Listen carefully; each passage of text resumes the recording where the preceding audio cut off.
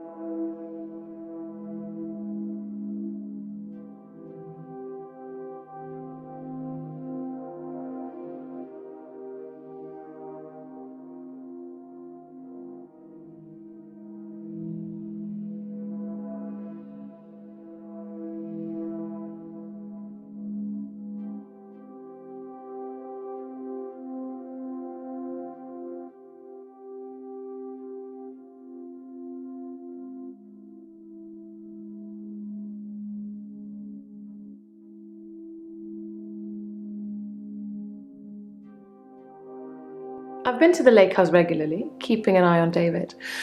I saw the girl again, the one I told you about. She was playing outside.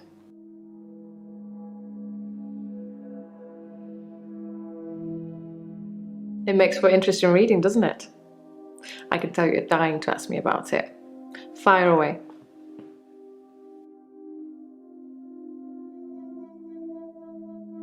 That's what it says. I can see you're confused. The police say that David is dead, fatally wounded when I stabbed him. The coroner says that David is dead. Everyone says that David is dead. There was even a funeral. But I know he's alive.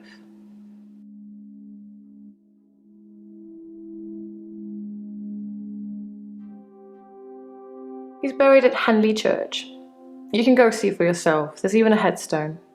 One of your other patients was a pallbearer. I never forget her face. You should ask him.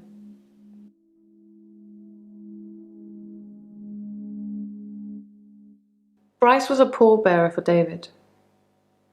He's also a grave digger, I believe.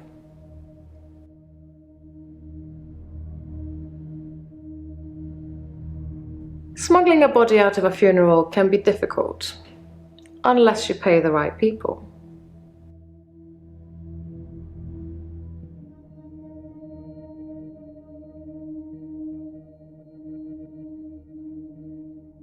David wanted to have a talk about our relationship. Not something any married person wants to hear. He said he'd been with Iris for about a year and that he loved her. He said he didn't love me anymore.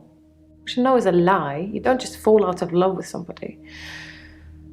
I reacted badly. I grabbed the nearest weapon I could find, which happened to be the steak knife, and stabbed him with it. There was so much blood. I instantly regretted it. So I fixed him.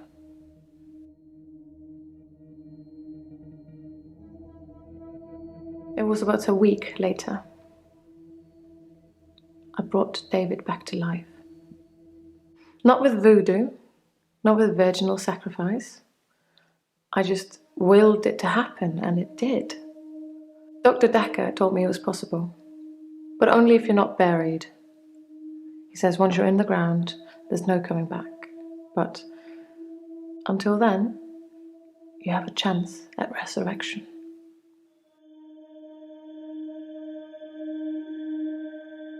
Yes, resurrection. But now that I've seen the results, I don't think there's anything holy about it. I think reanimation is more an accurate term. Like, I'm an evil necromancer raising things from the dead.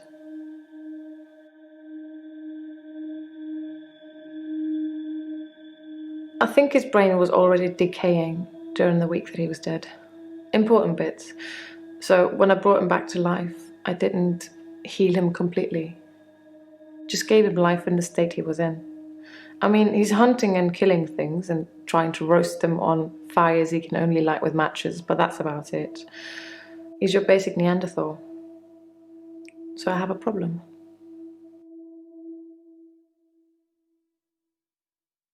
I'm being charged with murder because the police don't know he's still alive, and I can't get David to vouch for me for obvious reasons.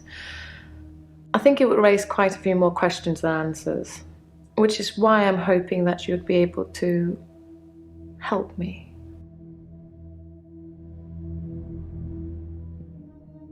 Considering the circumstances, I'd be grateful if you could see your way to declaring me temporarily insane at the time of the murder, to lessen my sentence. Because I'm not a killer, but I can't prove otherwise.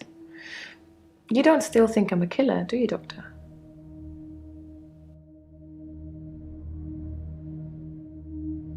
Thank you, Doctor. So then you'll help me. You'll say I was temporarily insane.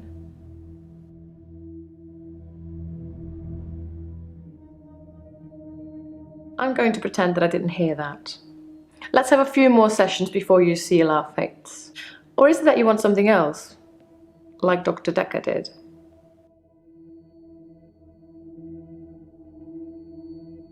Dr. Dekker teased me mercilessly about my alleged ability. He didn't believe I'd reanimated David. Once he presented me with a dead mouse and commanded me to give it life again.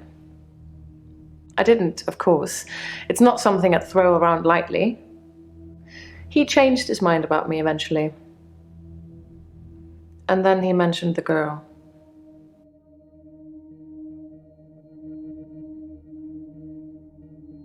He told me he'd locked up a girl in the basement of his house, just for me, and he asked me to reanimate her. It was Iris. I said I couldn't reanimate something that wasn't dead, and he said that wouldn't be a problem. So I agreed. I just played along. I was hoping it wasn't real. I assumed it wasn't real. But he was offering me what I wanted, a temporary insanity diagnosis.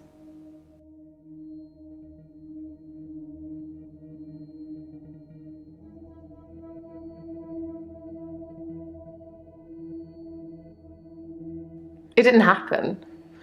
Dr. Dekker called me from his house to cancel. He was furious.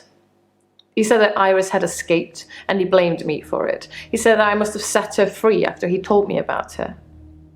I knew it was all lies anyways. He was obviously titillating himself by reprimanding me, He knew I'd never want to speak to Iris again, so I couldn't prove it either way. Dr. Dekker asked if I could prove David wasn't dead, so I took him to the lake house. He saw that I was telling the truth. I can take you to see him too, if you like. Would you like to see David, Doctor?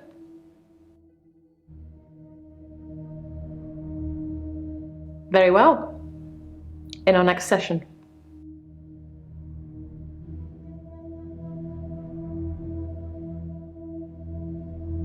A paper spike is an odd thing to use as a weapon.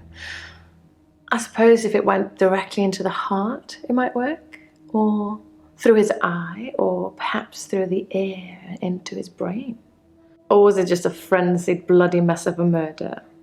Do you know, Doctor?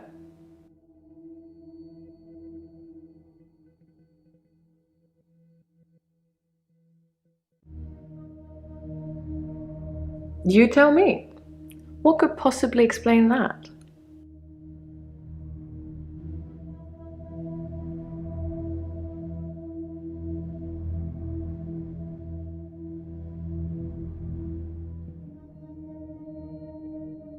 If David doesn't exist, then that means that I really did kill him. He really is buried, and I really should be going to prison for a very long time. That just doesn't seem right to me. It's more probable that I reanimated him under Dr. Dekker's guidance.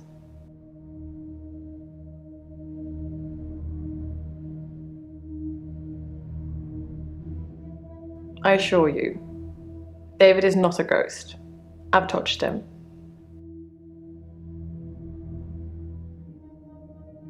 Since I brought him back, I felt that there was something different about him, something not quite right.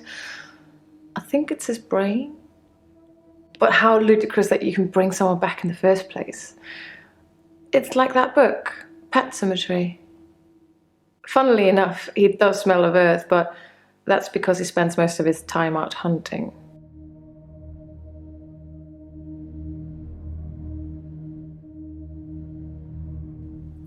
How astute, Doctor.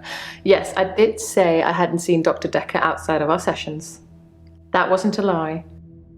Our trip to the lake house was made during a session.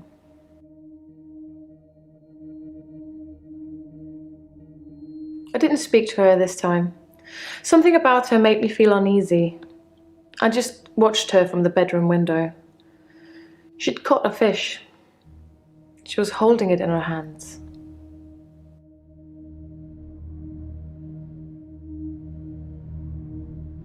I wasn't close enough to see, but for all intents and purposes, it looked as if the fish bit her. 1, 2, 3, 4, 5. Once I caught a fish alive.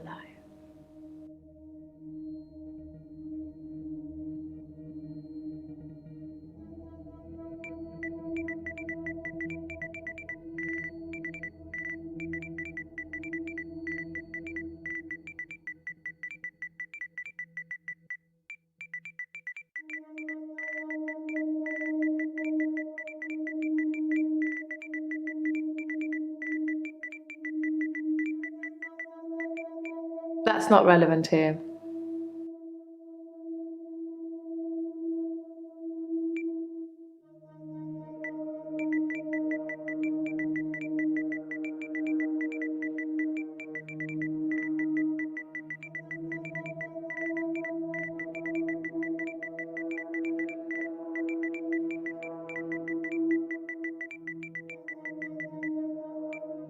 It's a messy business, stabbing someone. You'd imagine that it would be like slicing into a pie with all the filling just slowly oozing out, but it's so much more dramatic, like popping a cork of a bottle of champagne. Blood sprayed everywhere.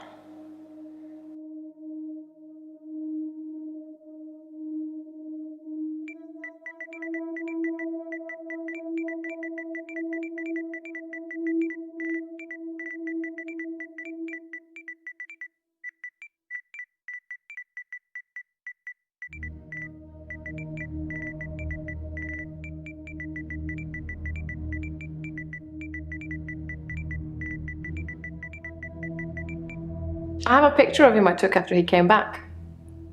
I'll bring it in next session.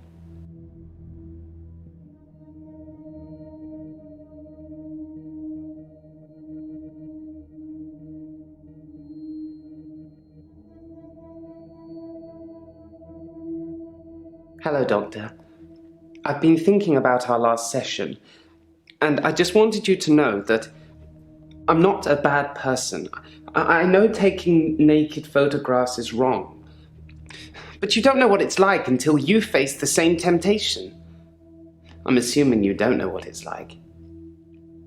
Do you have an extra hour, Doctor?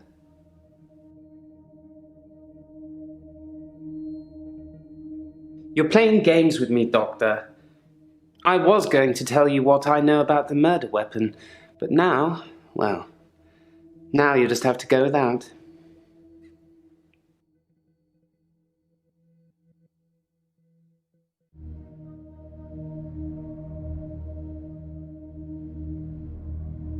I'm actually a classically trained pallbearer. There are a lot of health and safety considerations. Not everybody can do it. Well, properly at least. Occasionally I step in if the funeral director is short-shouldered. I do remember her face.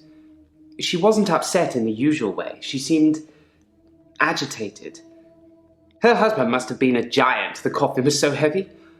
I remember because aft port side sprained his ankle. That and he wasn't lifting correctly.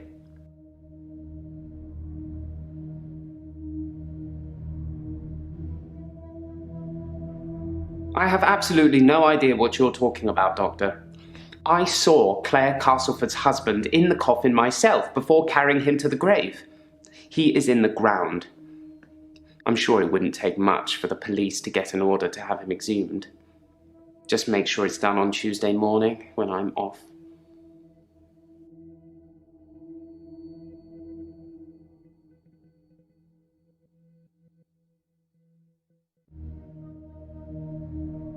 I overheard your assistant earlier. I know about that paper spike. It was sharp. What I really wanted to tell you was, there's someone else in my hour. A hooded figure, watching me and following me. I followed it too.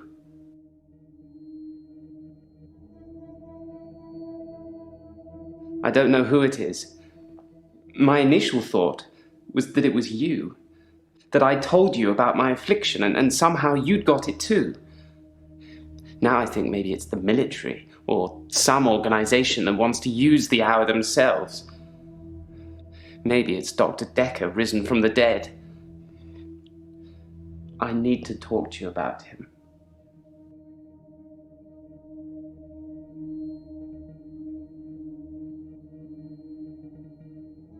Whatever it is that's following me, it doesn't want to catch me yet. If I move towards it, it runs away. And when I follow it past temptations. A bar brawl, an open till, an open bedroom window. Like it's testing me.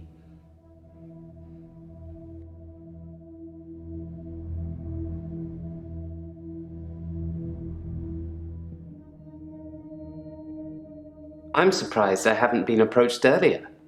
I mean, my skills in the military. Special ops would be a breeze, wouldn't it? Waltz in past everyone during the midnight hour, get whatever you want, and return to friendly soil. It also makes me think that they might already know all of that, and that they want to get rid of me in case I tell anyone else. Would you do something for me if they get me?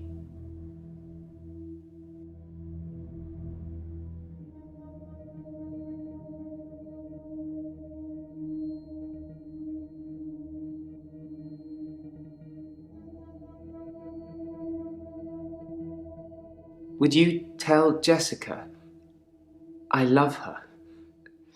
She didn't really know me that well, but I did love her. And also, there's a hard drive in the bottom drawer of my drinks cabinet. Please destroy it. Please, don't look at it.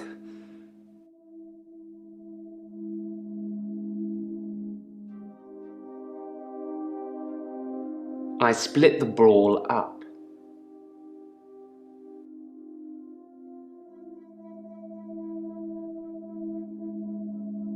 I did nothing.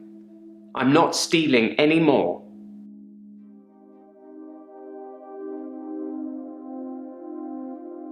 I looked in. Watching other people is somehow built into our genes, Doctor. There was an old woman in bed. I went inside. Her bed covers were smoking. I think she'd fallen asleep holding a cigarette. I took the covers and put them in the bath. She'd have died otherwise. And no, I didn't take any pictures.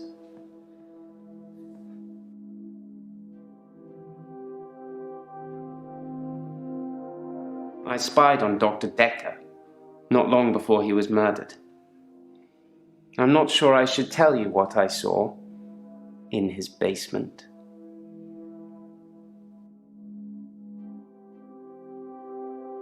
I'd been feeling uneasy with Dr. Dekker for some time. I mentioned how he'd changed before, so I began spying on him at home. One night, the basement door was open, and Dekker was returning upstairs. I skipped past him, and there she was, a girl. It was difficult to tell, it was dark, and she was chained.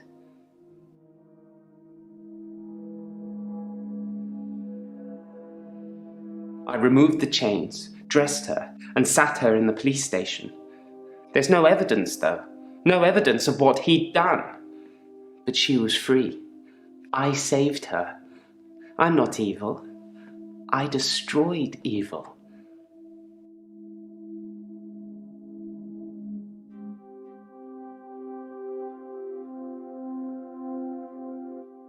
Dr. Dekker frequently used that paper spike on his desk as an example. I'm sure he did it with the other patients too. He'd make me look at it, touch the point to see how sharp it was. He'd tell me that because I think it's sharp, it will hurt me. But if I thought it was nothing, it could pass right through my hand.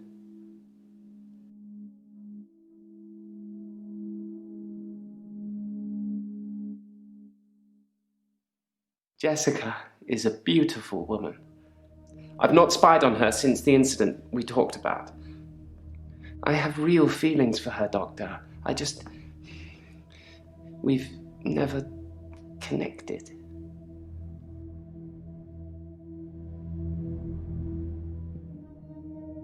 Thank you, Doctor. Thank you. It's nice you think I'm capable of such basic interaction with females. But I'm still in awe of her, really. I will think about it, though.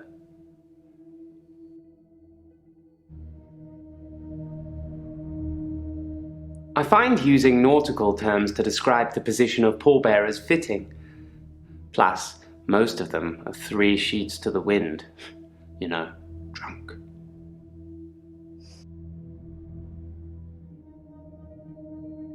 I put my hand through a rusty nail at work today. It hurt like hell and bled like I'd been shot. I closed my eyes and thought, this isn't happening. The nail is just a worm and it will wriggle through me. When I looked back, can you guess what I saw?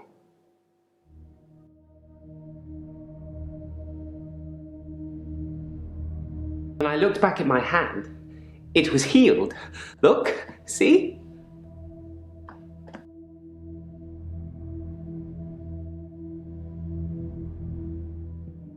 My hand had healed. The nail had become a worm and was wriggling in my palm. It was like a little miracle, like magic.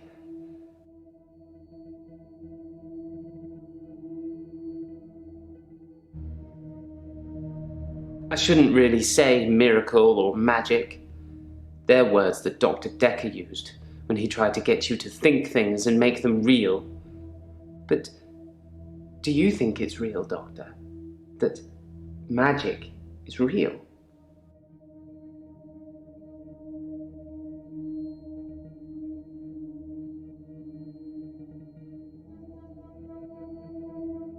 Then so it is.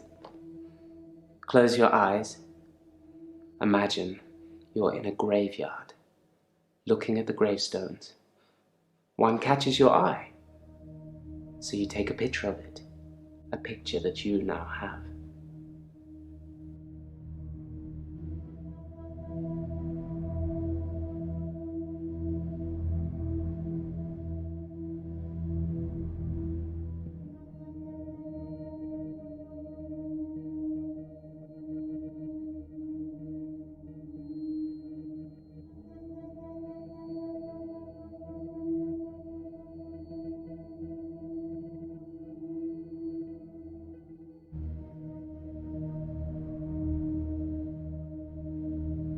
I burned Hannah's rocking chair. The day moved forward. It was a good choice. I'm not sure I've got much left of hers now. I've burnt most of it, or given it away, just to make the days move forward. There was a moment when I was attacking a Salvation Army bin, but I gave in.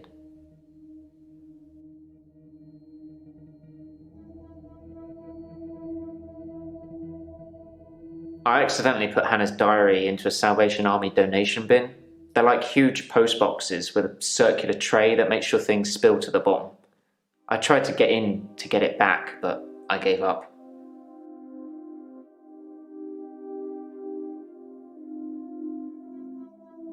I read the last few weeks of Hannah's diary a while ago.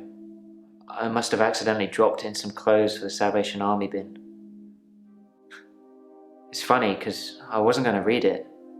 She said she'd fallen out of love with me, that she was going to break off the engagement,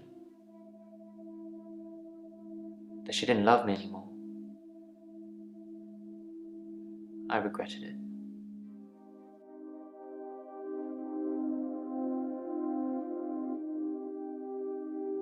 I regretted that I mourned for Hannah so long. I regret the grief. I regret all the days I slept through because of it. Had I known she didn't love me anymore, things would have been different. I'm a bit angry now. If I had that day over again, I may just still pull out in front of the driver.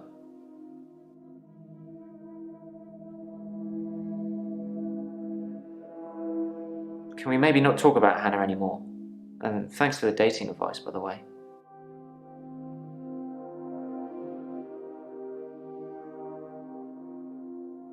You told me not to look for anyone else until I was ready, so I didn't. I've just been sitting at home, reading Hannah's diary, stewing. I ordered a pizza. A nice girl delivered it.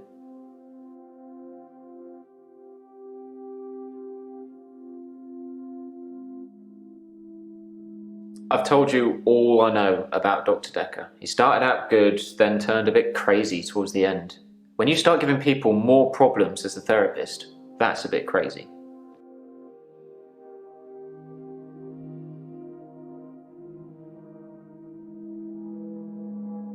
I started out with depression.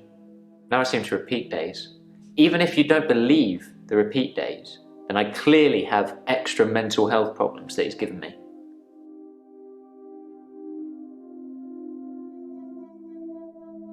I think that he possibly cursed other people, a bit like he cursed me. Sometimes you could see he was bursting to tell me about it, but he couldn't. He was ecstatic with power.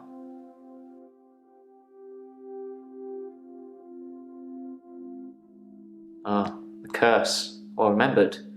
I was hoping he'd forget. It's going to sound crazy. Dr. Dekker said I would never be able to move forward until I came to terms with my grief. And so from this point on, I start to relive the same day over and over again until I made something of it. I believed him.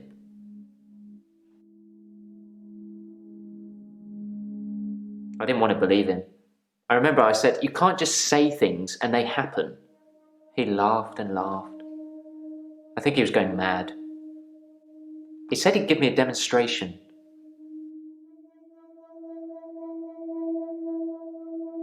He held his hand outstretched and told me to look at the flame. There was no flame, and then there was. He was holding a flame in his hand that had come out of nowhere. And he tried to hypnotize me to make me forget it.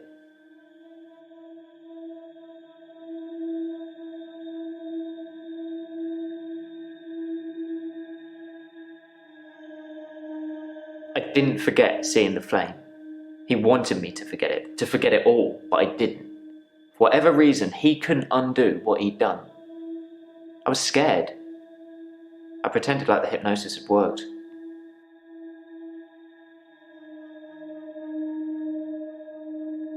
I was scared what Dr. Dekker would do to me if he found out I still knew. So I had to play along, keep coming to the sessions, pretend I hadn't seen what he'd done. It was awful, because I was suffering through the same days over and over again, but I couldn't talk to him about it, because he'd know.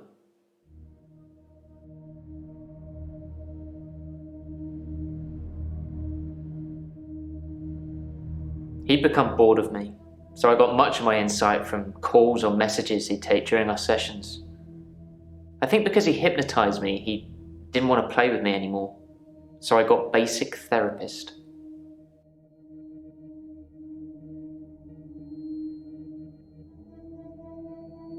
He told me lots of people get depression, to become more active, see more people. And although he wouldn't always be there to listen, Jaya would be.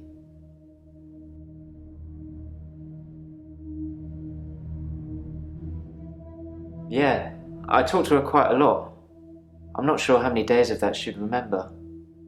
She seemed to care, which is more I can say for Dekker.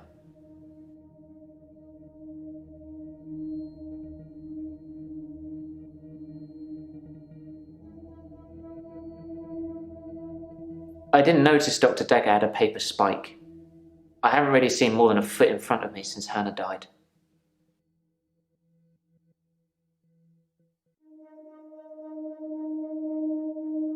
I didn't kill Dr. Dekker. I wanted to be as far away from him as possible. I don't know who did.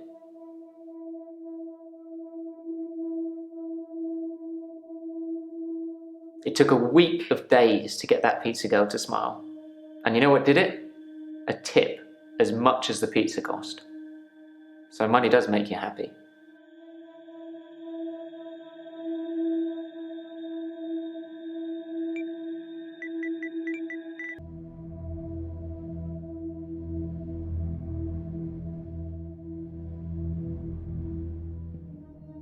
I'm okay.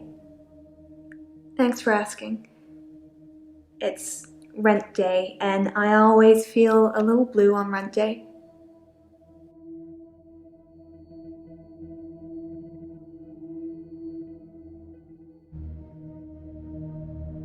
Rent day is the day I pay rent to my landlady.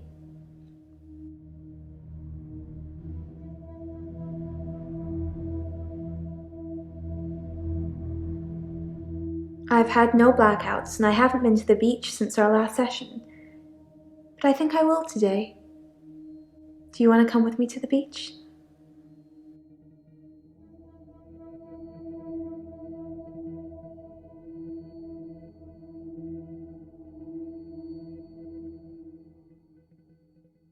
Doctor, I think you're getting a little anxious. If you ever wanted to visit the beach, you can just turn up. It's not mine.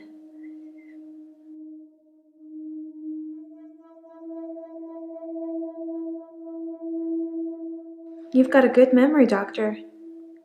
Let's talk dreams. Sometimes I'll dream about a light, deep in the ocean somewhere. I head towards it because it's warm and glowing, like a beacon. And when I'm at the bottom, it's the most beautiful thing, like a welcoming sun, like I'm home. And then I wake up.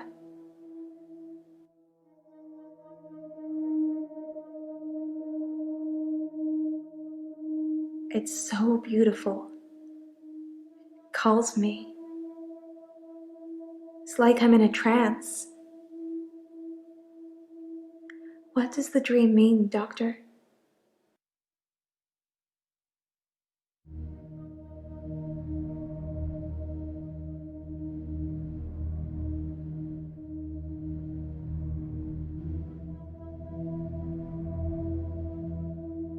You think I'm lying? Wow, that's gonna help with our trust issues.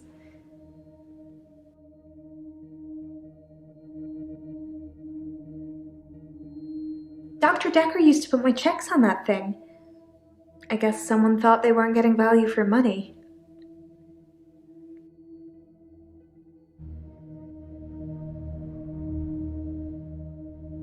I actually don't have a lot of money.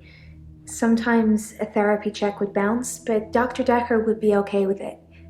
Oh, my checks are fine though, don't worry.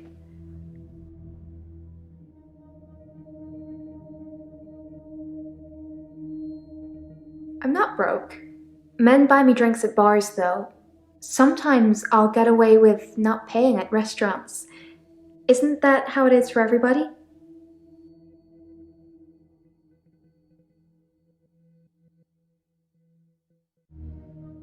I mainly like drive-thrus.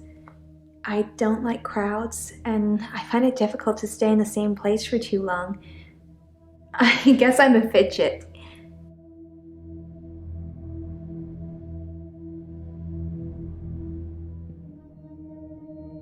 Crowds at nightclubs and bars are different. The lights are dim. You can slink around without attracting too much attention.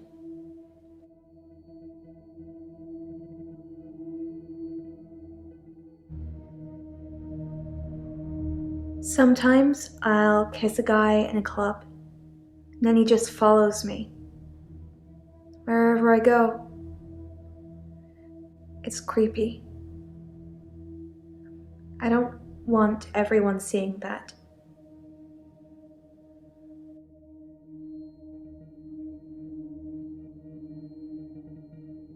They follow me wherever I go. Anywhere. Where do you think they follow me, Doctor?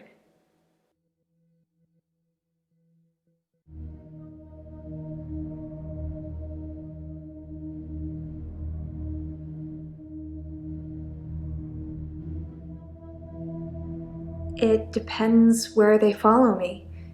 If they follow me home, they bang on the door for an hour or so, then leave. Other places, they just disappear. I don't see them again.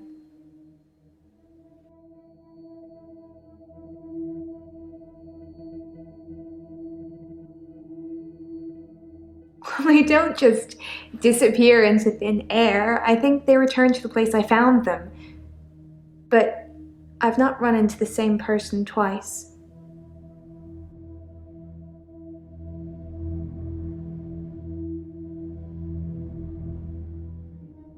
Yes, they follow me home. They're silent. It's like a trance.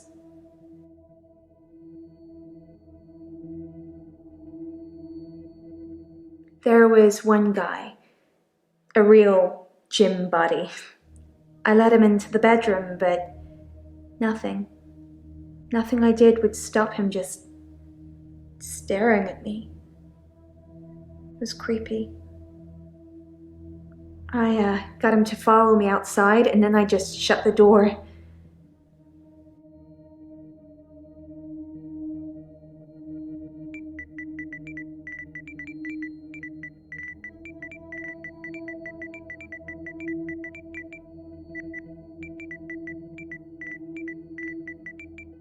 I don't want people to follow me. I'm not trying to get them to do anything.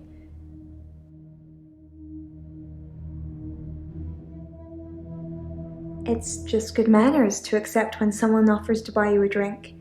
I'm a very good-natured girl.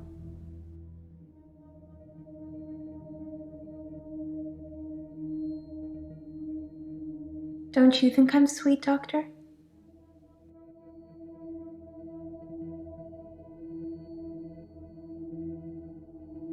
I think you're falling for me, Doctor.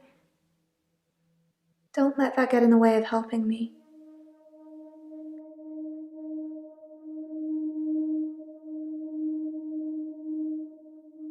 Are we still talking about him? And I thought you were just interested in me, Doctor.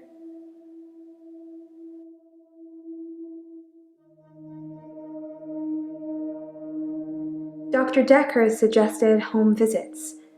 I think he was probably checking up on his investment. You're not thinking of doing home visits, are you, Doctor?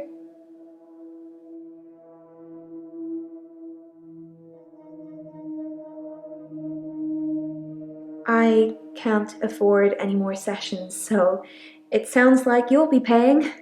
That's a date, isn't it, Doctor? I'm not sure that's appropriate.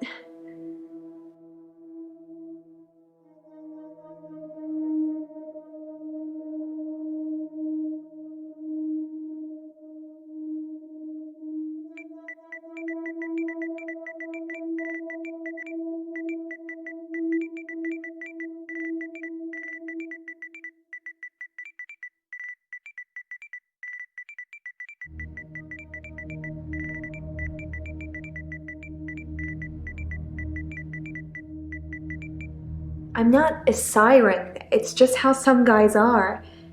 I tried it with a woman, too. She followed me. If a lot of people are watching, then it doesn't work.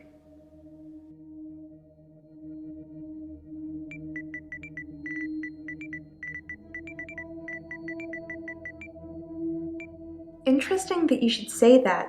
Dr. Dekker said the same thing. And he's dead now. Siren... mermaid? Do you think I could really be one?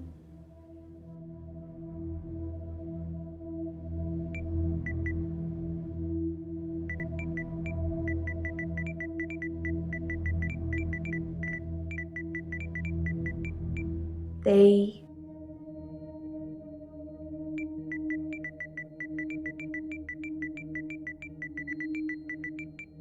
No, not shopping.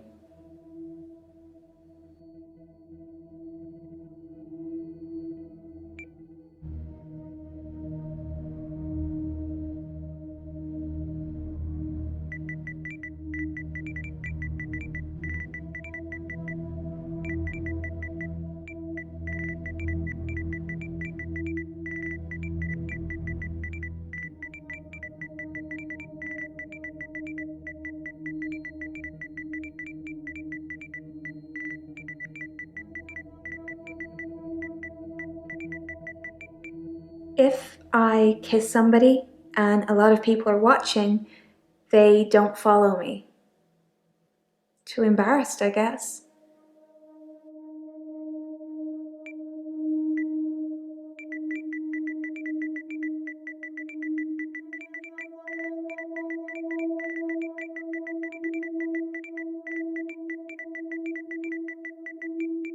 They're in some kind of trance, like zombies, but I don't know what they want.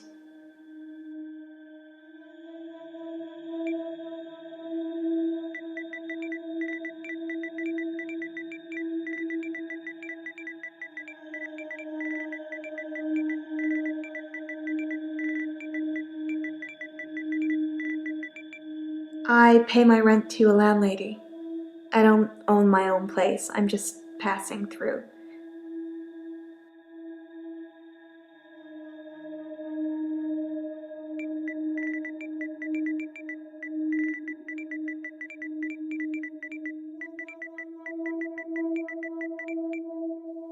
I never stay in one town very long. I get bored too easily. Once you've seen the same faces over and over again, you move. Like I said before, I like to move around a lot.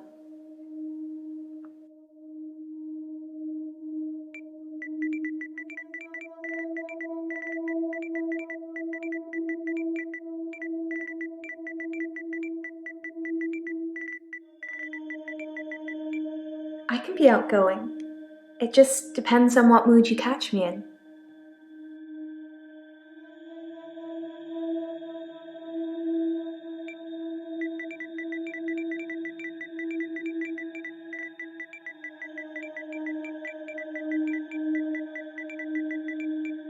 I've got a short attention span. The malaise of our generation, I expect. What are you bored by, Doctor?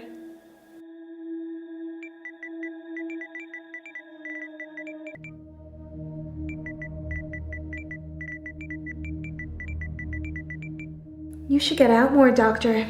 Looking at me all day should be fun, but if you're bored, perhaps we should spend some time apart.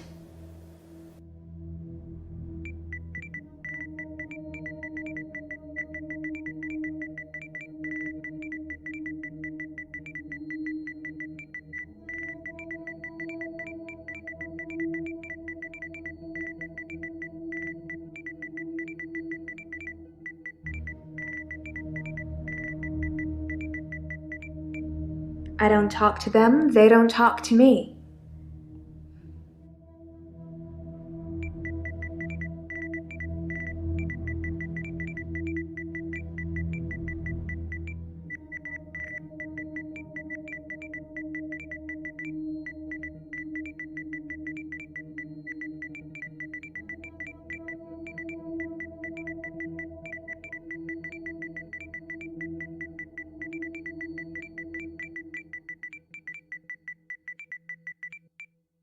Aren't we all your investments, Doctor?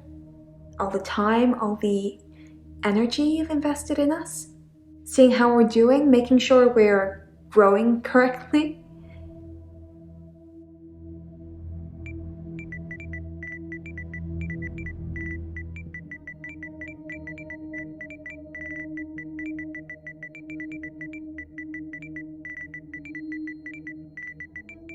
He called it aversion therapy.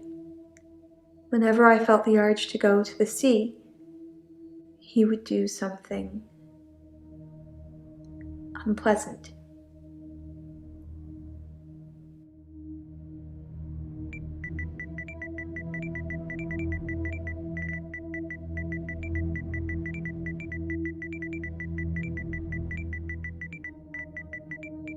I don't know what you'd call it, but it was unpleasant for me.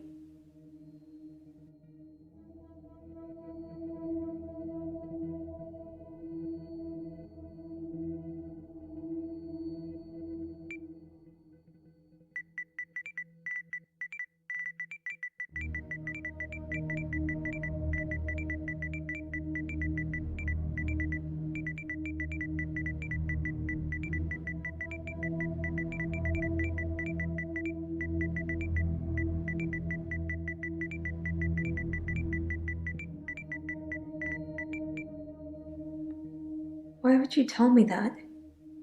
You like watching me squirm, don't you, Doctor?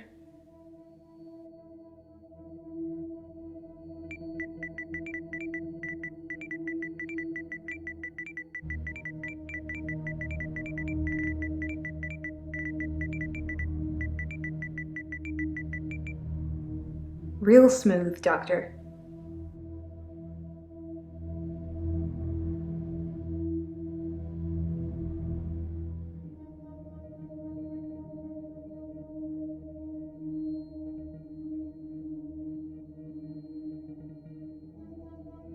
I'm okay, I suppose. Work's fine. Hilda's fading fast. Terry's Terry. I feel a bit sad, to be honest. I gave all my keepsakes back.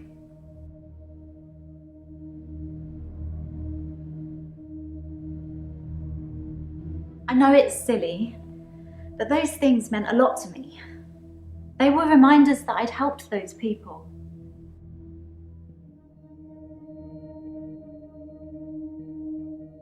Well, I thought about it, and well, I know you said it was okay, that I should keep them, but maybe it did look a bit suspicious, me having things that have belonged to patients who've died in my care. I don't want people to get the wrong idea about me. The locket, the watch, the ring, even the little bird Sarah Dekker gave me. I wasn't supposed to mention her.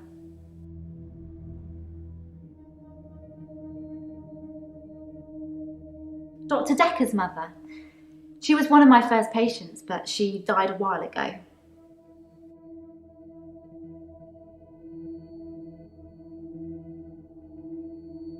Hilda's nearing the end. She's been sleeping a lot, not eating much. She hasn't been that argumentative either. Although, she did give me a vicious scratch yesterday.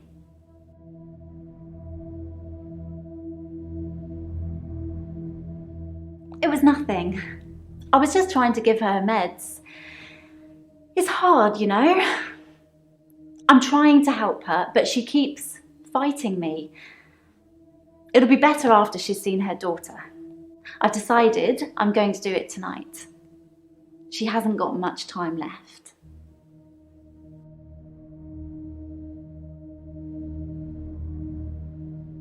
You know the answer to that, Doctor. What have we been talking about? What can I do for Hilda that will make it all better?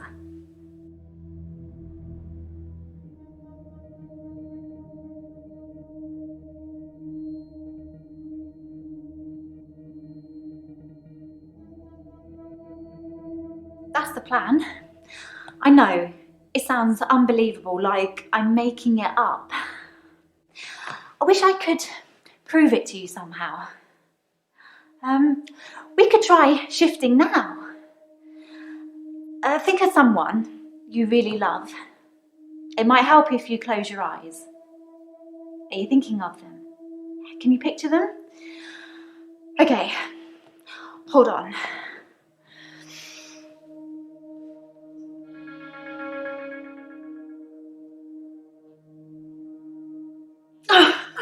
Sorry, I don't think it's going to work. On the bright side, that probably means you're not going to die anytime soon.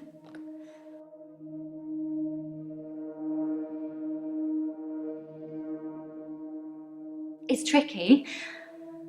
I mean, I'll sound exactly like Hilda's daughter, but I try and keep it vague because I don't become her. I don't know what she would really say. I say things like, "It's okay, don't be scared, I love you, Mum," or "I love you, Dad." But it doesn't really matter what their relationship's like because it's not really them. I always do the Disney version. The best, most loving version. That's what my patients want to hear. And maybe deep down they know it's not the truth, but it's got to be better than the reality.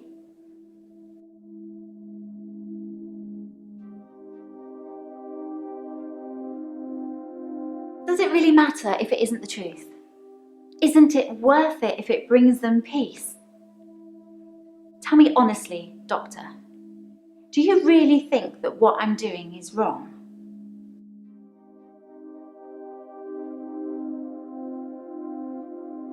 Good, because I really feel this is something I have to do.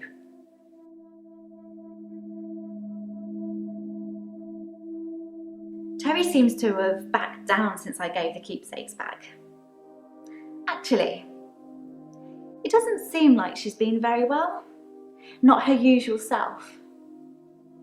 Maybe she's got a bug or something.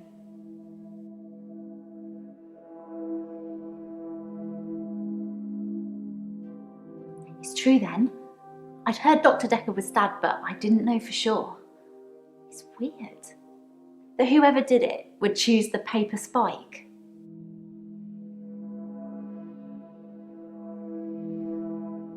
Dr. Dekker used to play with it in our sessions sometimes. You know, pick it up, handle it while we talked.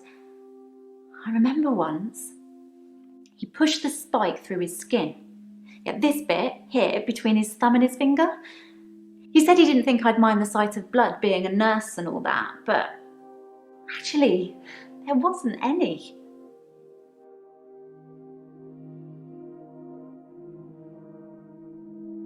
I was a bit freaked out. At first, I thought it was a trick. A magic trick, you know? Like some kind of therapeutic test. Show the patient this retractable spike and see how they react. But it wasn't. The spike was real.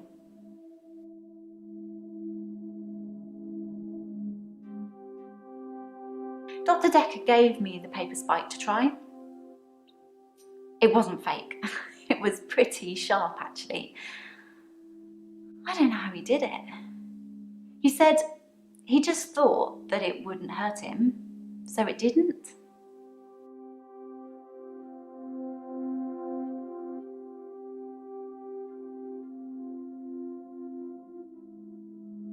As far as I know, it only works on people who are close to death.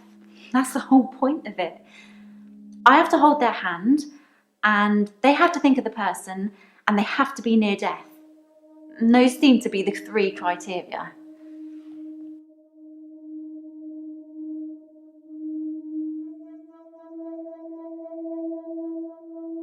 It just makes things complicated, doesn't it? I knew Dr. Dekker's mother before I started seeing Dr. Dekker. She's dead, and now he's dead. I'm sure you're going to have a field day with it.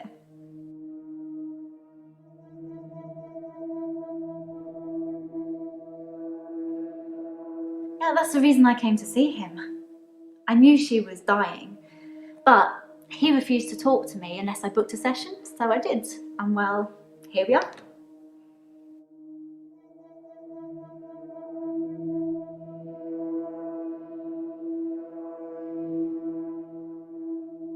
I told Dr. Dekker that his mum was dying, that he should see her before it's too late. But he wasn't interested. It wasn't like he hated her, it was just like it wasn't important. He asked me to take care of it for him. He did send his assistant along to see her once.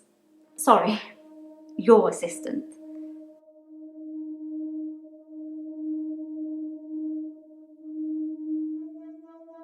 It was about the 2nd, 3rd session we had. He said he could tell that I was a good person, that I wanted to help people, and that I should think really hard about how I could do that. That's how I discovered shifting.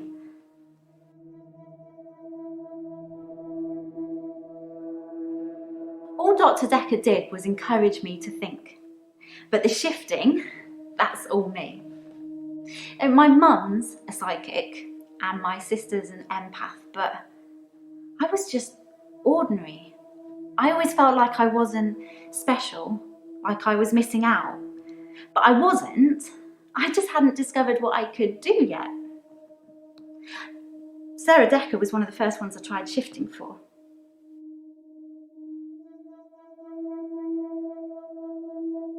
To tell you the truth, I don't really know what an empath is. I should probably Google it sometime. My mum's got these spirit guides and they tell her things. Mostly about my love life, it would seem.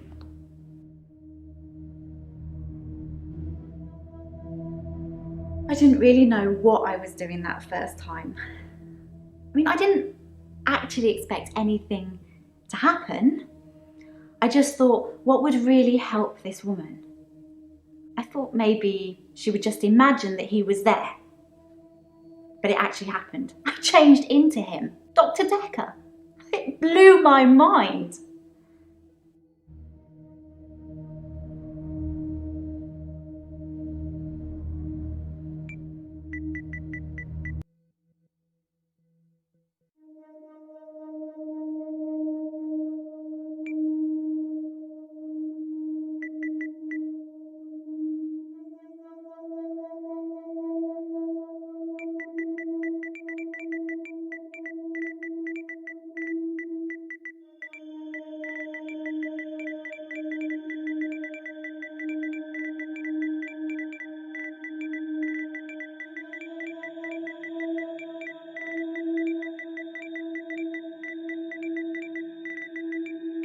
Well, I wasn't sure if it would still work, sorry.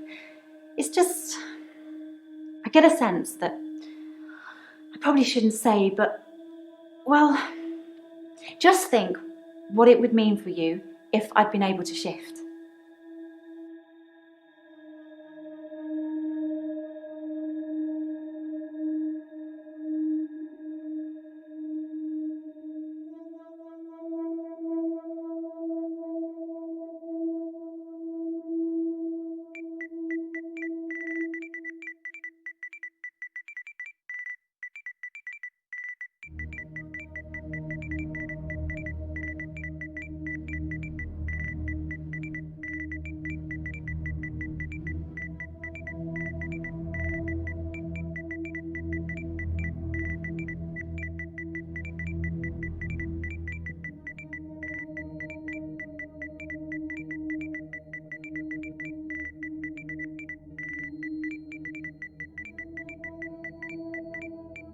I'm sure it is.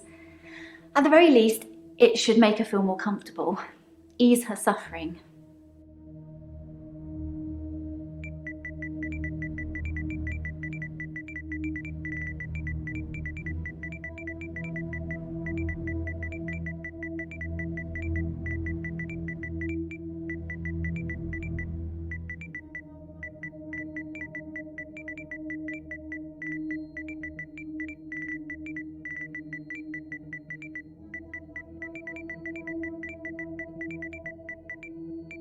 The rules are that you're not supposed to give a patient anything that isn't on their charts. But I talked it over with Hilda first, and she was happy to try the herbal approach.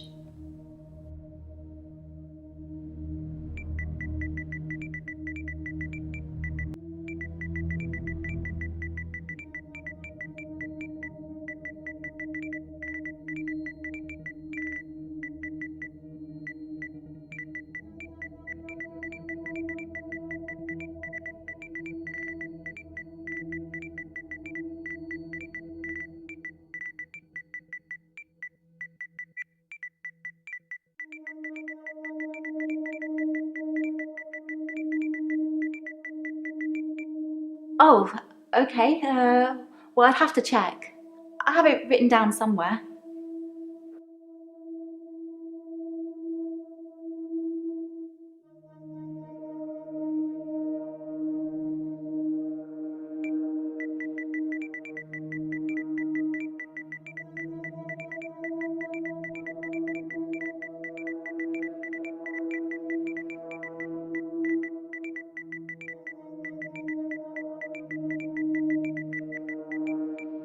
I've been a nurse for ages, but I've only worked at the nursing home for the last year.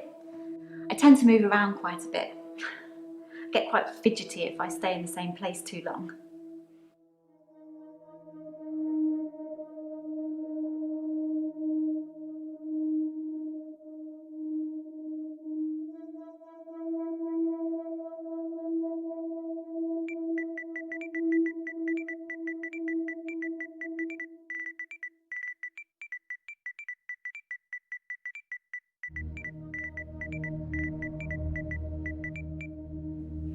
I can't remember exactly. I'd only just started seeing Dr. Dekker.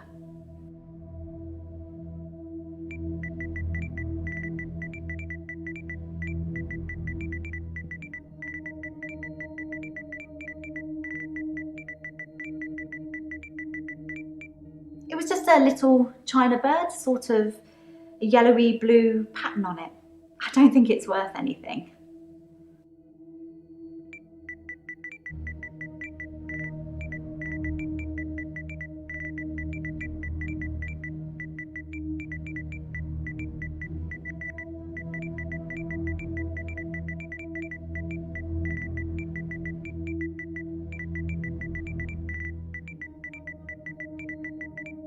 The reality is that most of these people have been completely abandoned by their families, usually their children. If a mother abandons her children, it's scandalous. But if a son or daughter abandons their mother when she's dying after everything she's done for them, apparently that's just normal.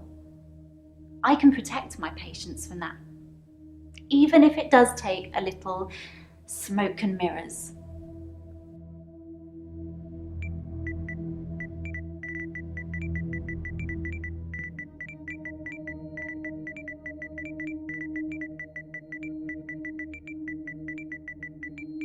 It's like I'm a mirror and I'm just reflecting back to them what they want to see. I completely change. My face, my hair, my clothes, my voice, everything.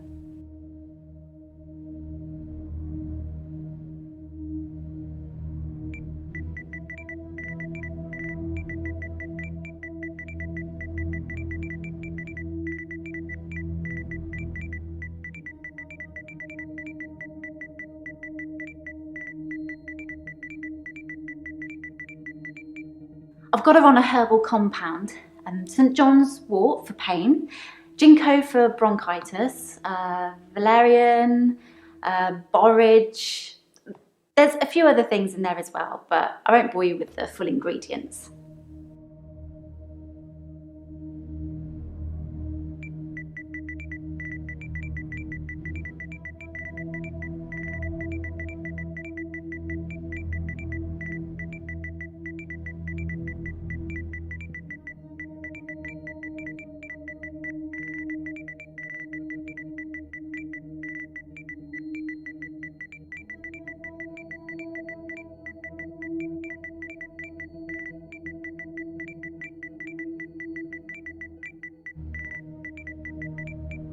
Sorry, I wish I could help.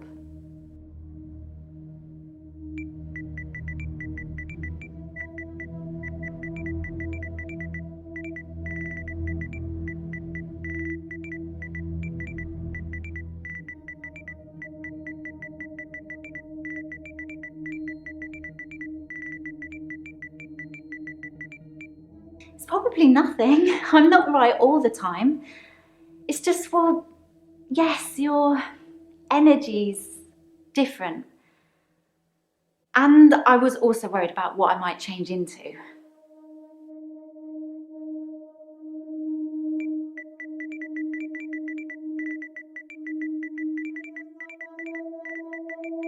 It seems a bit, I don't know, murky and sort of a bit crackly at the same time.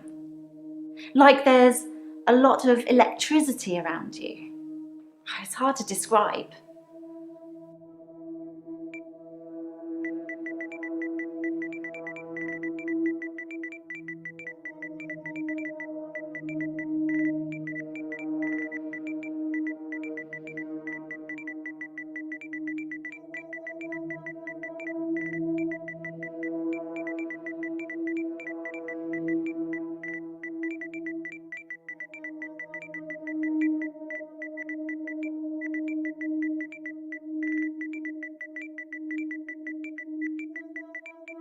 I've had a couple of bad experiences while shifting. I don't really want to talk about all that now, though.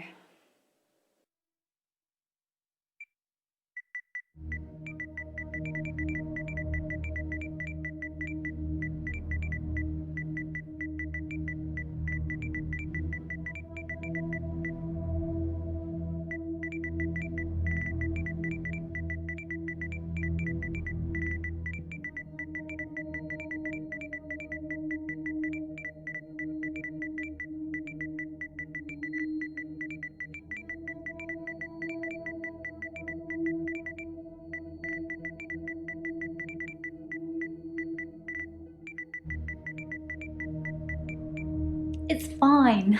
It's not going to hurt her. And the doctors at the home don't care much. They're hardly around anyway. It's the nurses that take care of the patients.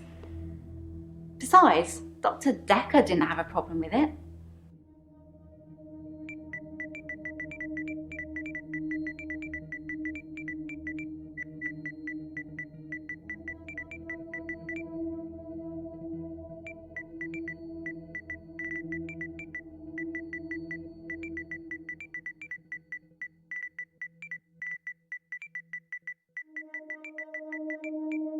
We talked about it once. He said I should do what I wanted and not worry about what anyone else thought.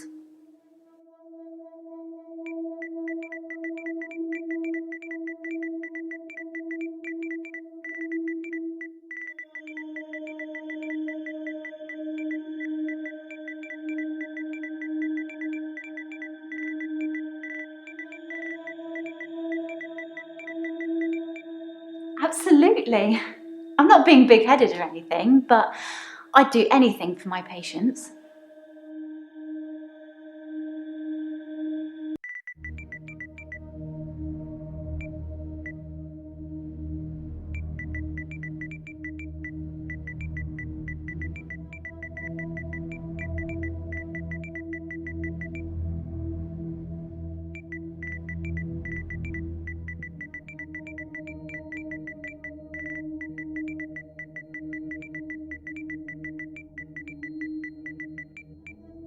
I wasn't really stressed about work. Well, maybe a little, but Not enough to need a therapist. I just told you that because I didn't want you to know the real reason why I came to see Dr. Dekker.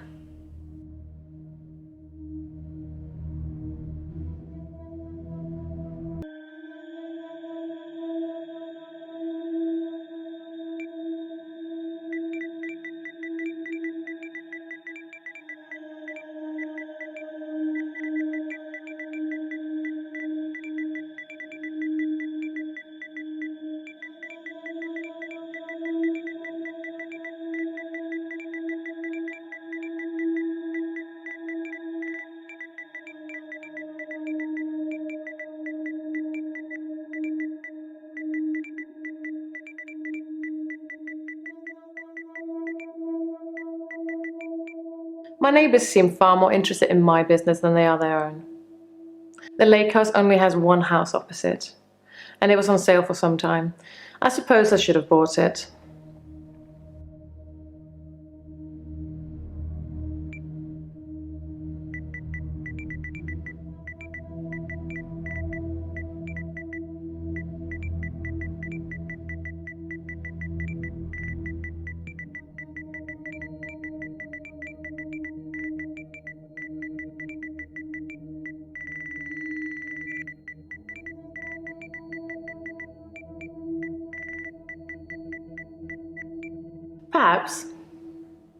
Perhaps I missed his vital organs. Perhaps by some strange freak of nature he only appeared dead for a week and needed no food or water. Though there was an autopsy, so it's not likely. I think he was definitely dead.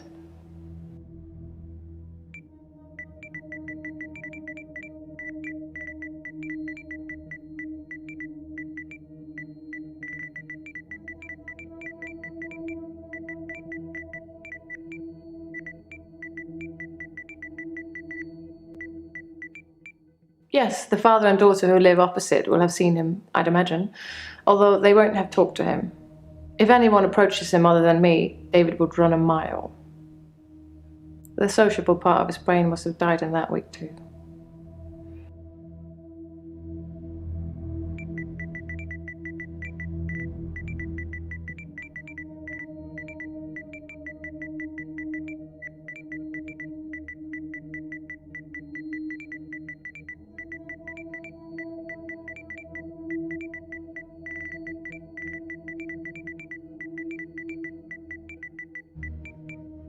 I think it was a mistake taking Dr. Dekker to see David. Dr. Dekker wanted to examine him, so they went into a different room. I wasn't worried. David wouldn't speak. But Dr. Dekker seemed very distant after that. He didn't say a word on the way back.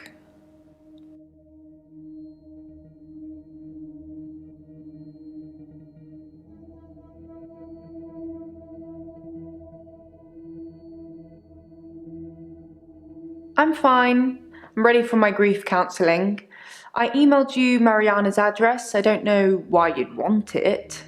I suppose you're going to start doing home visits now, like Dr. Dekker?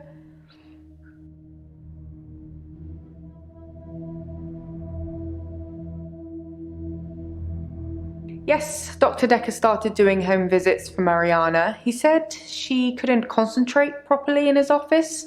I hope you're not thinking of doing the same thing. I need you right where I can see you.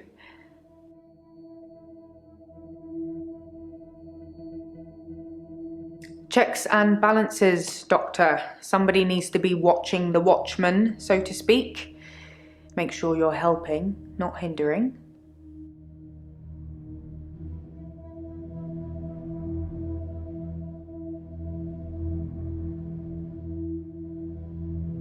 He probably did his fair share of helping and hindering. He was definitely helping in the beginning, but then seemed to lose sight of things.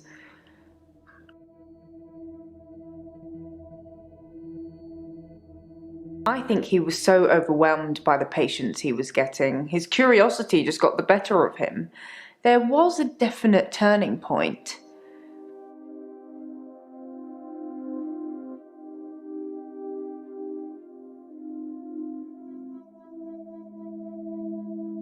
Somewhere around the time Professor Alderby turned up, that seemed to unsettle him. And then we had a flood of extra weird patients. I think it was all too much for him. I think I misjudged him. I hope you deal with it better.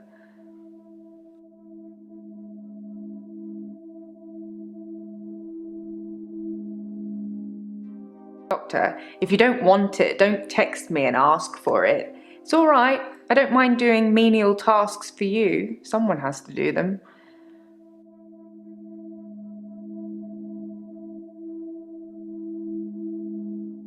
Grief is such a strange word if you keep saying it. Grief, grief, grief. It sounds like somebody's being whipped. And you're going to ask me how I feel today?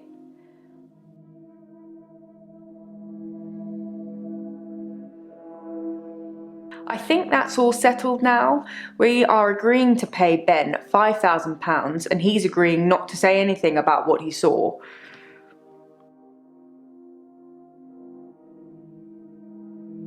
He thought he saw a creature coming out of Dr. Dekker's mouth.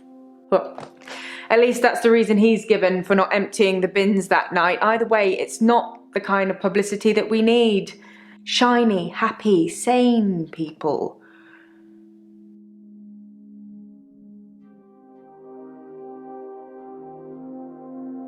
It's in that police report that I gave to you. You should really take a look at it.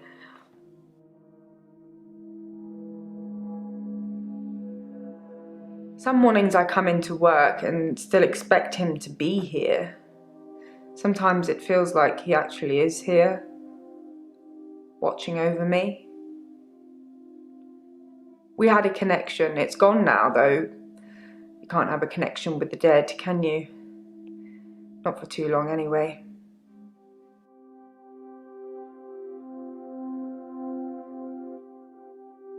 Dr. Dekker asked me to have dinner with him for Valentine's. I refused, obviously, because you don't sleep where you eat or something like that. But it was flattering, especially with competition like Marianna around.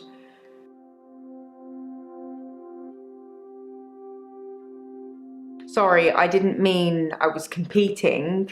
I was happy Marianna was going out with him.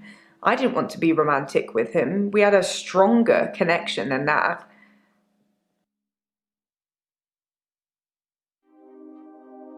Dr. Dekker and I shared some philosophy. We'd both read The Cult of the Kinetic Mind, and we agreed with a lot of what it said. Have you read that book, Doctor?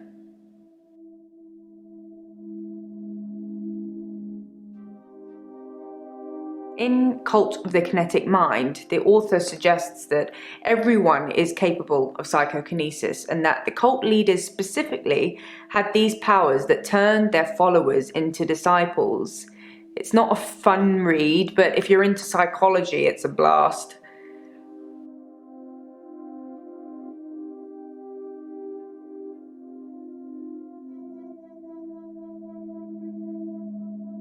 Psychokinesis is the ability to change the physical world without actually touching it, just by using your mind.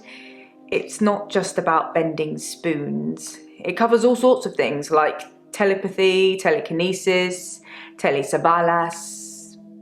Shoot me, I'm a Kojak fan.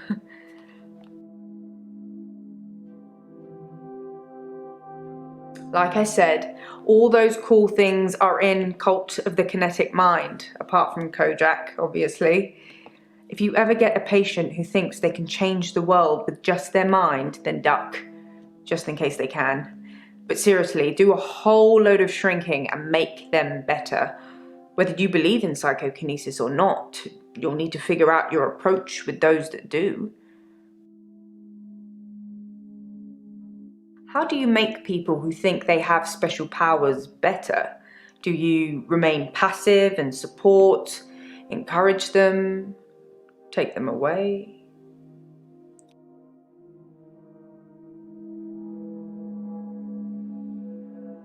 Things could escalate. Building trust is one thing, but at what cost?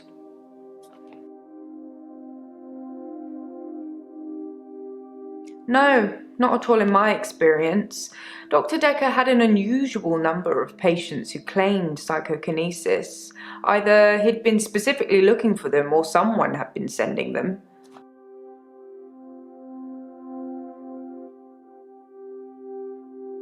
It's entirely possible that someone is targeting this practice with psychokinetic patients. To what end, I don't know. It's no coincidence that most psychokinetic patients are diagnosed as insane, or at least temporarily insane. It's a handy diagnosis if you're facing criminal prosecution, especially if it's for murder.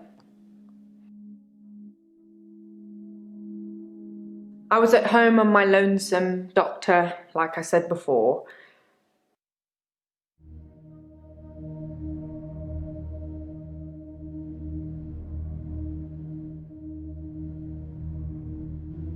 I didn't really speak to Nathan that much at all, but I have this strange feeling that I know him really well. I can't quite put my finger on it.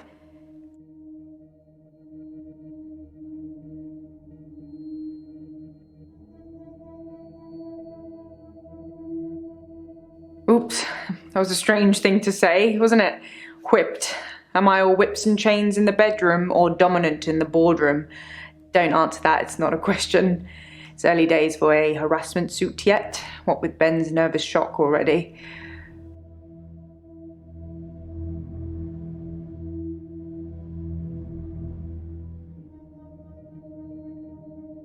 Dr. Dekker did send me to see his mother once. She was dying in a nursing home and he didn't want to see her. I remember him calling her a manipulative, evil old hag. You tend not to ask any more questions after that.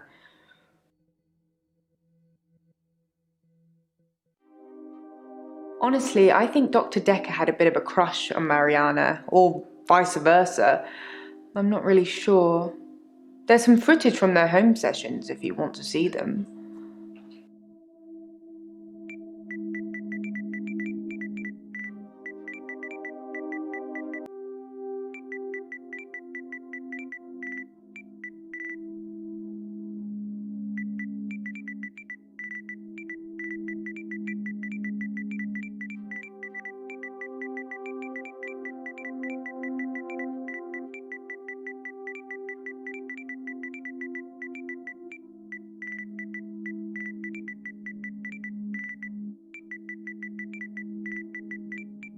Have you been taking notes in our session, Doctor?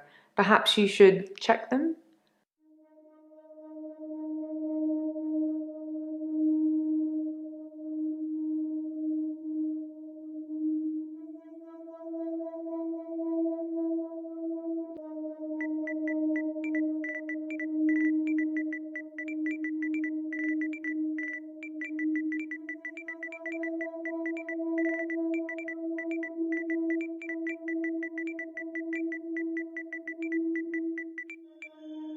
I'm a bit of a bookworm. I'm one of those annoying, constantly self-improving, overachieving types. Takes one to know one, eh, Doctor?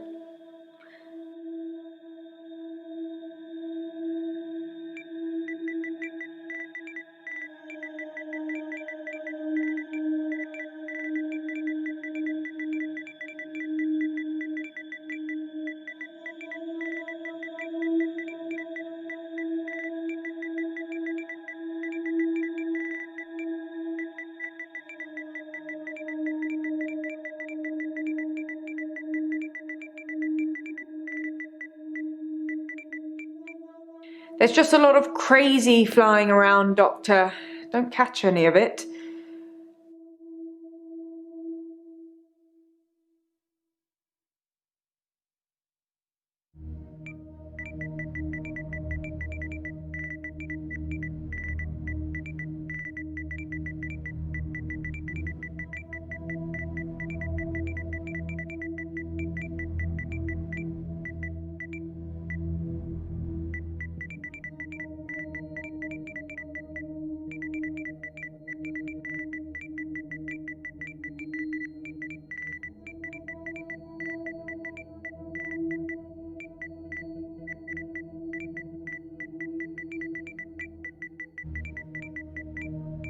Followers and disciples have a very strong tie to their cult leaders, almost like they've been brainwashed.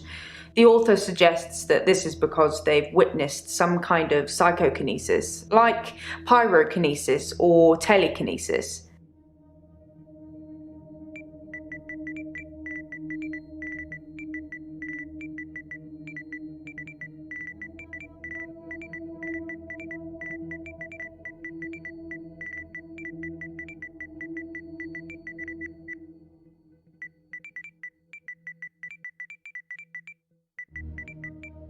Well, maybe someone sneaked your phone during a session and texted?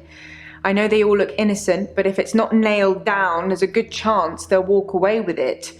You know, I used to have an iPad. And a Surface.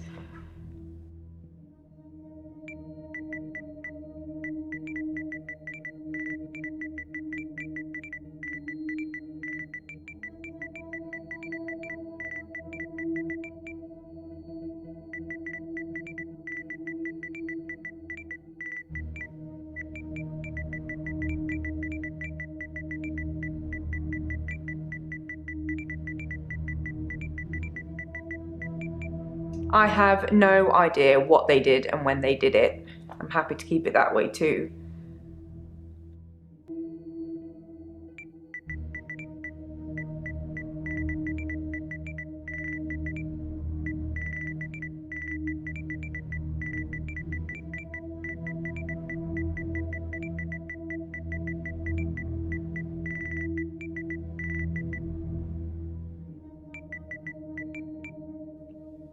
Most of the patients you're seeing have claimed some kind of psychokinesis.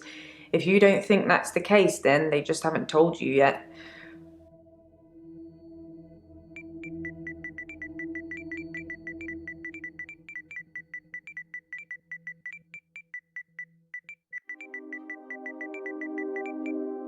Yes, psychology. I think you'll find it's relevant, Doctor.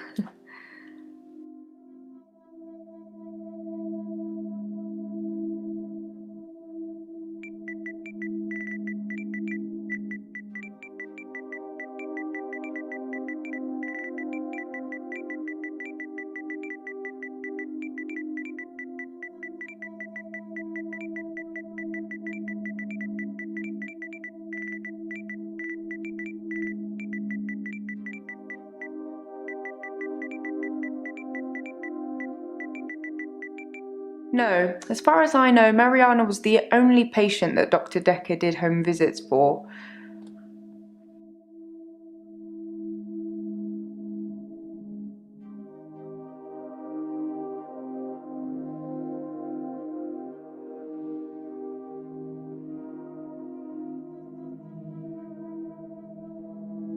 That was a joke, Doctor. I guess we found our level.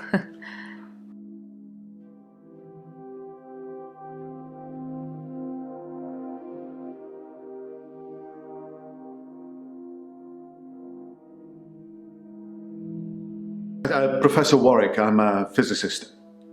Where's Dr. Dekker?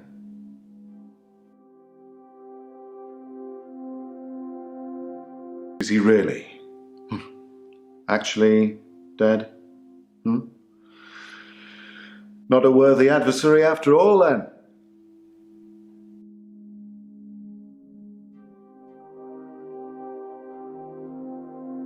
Dr. Dekker challenged me. He tried to use my theories against me. Quantum theories.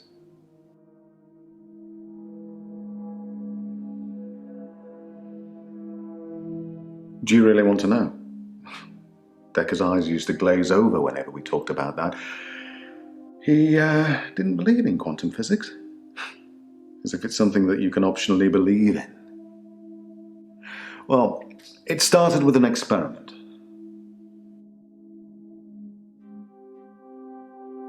Have you heard of quantum suicide, Doctor?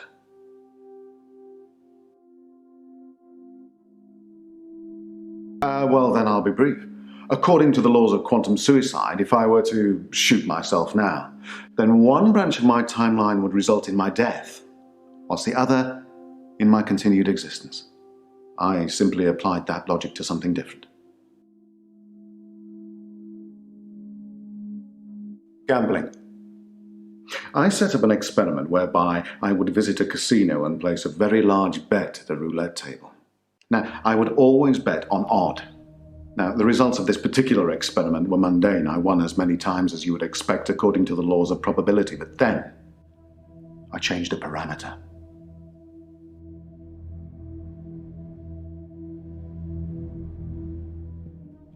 Quantum suicide required a loss of life to make it a realistic thought experiment.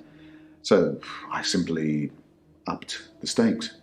Every time I bet on odd, I would place everything I had on that one spin of the wheel, and it worked. Well, for a while.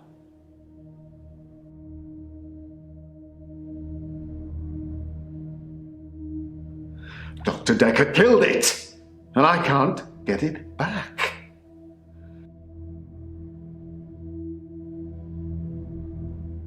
Well, my theory, quantum gambling. If the stakes are high enough, you will win every time by simply shifting your consciousness into that branch that wins. It's tricky, but it can be done. Dr. Dekker didn't like that. He saw me becoming rich and powerful, and he hated that. That's why he proffered the hangman's paradox.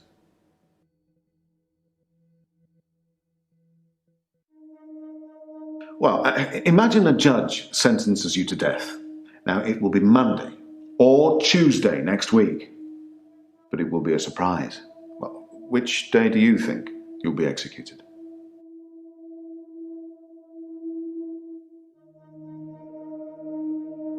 Well, it can't be Tuesday, because if you're still alive on Monday at midnight, then you know you'll be executed on Tuesday, so it won't be a surprise.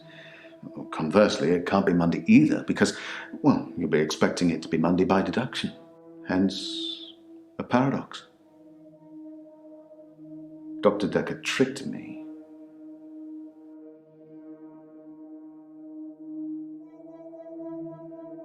He told me that sometime in the future I would lose a bet, that I would lose all of my money. Now, this didn't seem likely because I had quantum gambling on my side and it was working. But he unnerved me, he made me doubt myself, and then it happened. Recently, I lost everything that I'd managed to build up since Vanessa left me.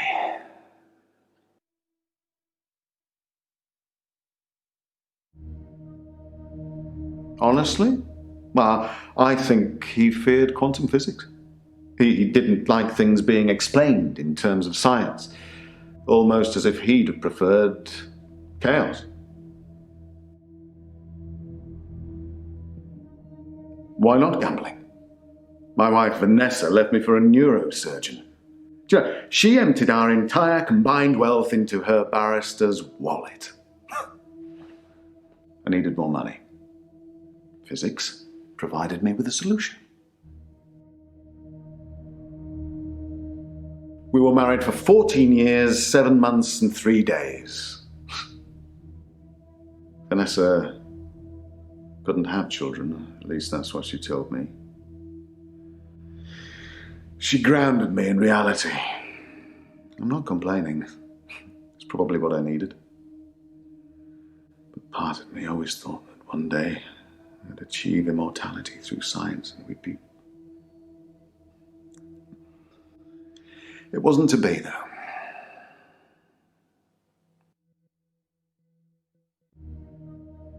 Well, yes, it bothered me, especially now that I find out that she's pregnant. Oh, no, it wasn't a rocket scientist that was required, but a brain surgeon, it seems. I have considered putting that neurosurgeon onto his darkest timeline, but I'm not a killer, it would seem.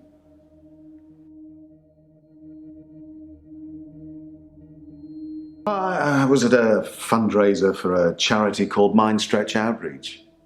Don't know how I got roped into that, I can't remember. But it was full of very clever children with bizarre outlooks on life. And Jaya.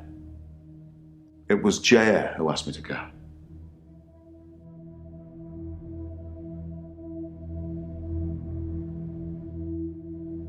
Oh, she's Dr. Dekker's lovely assistant. I imagine she's your lovely assistant now. Yeah, she always smiles and makes me a cup of tea before a session. That smile. Which reminds me, my session. Can we talk about my problem now?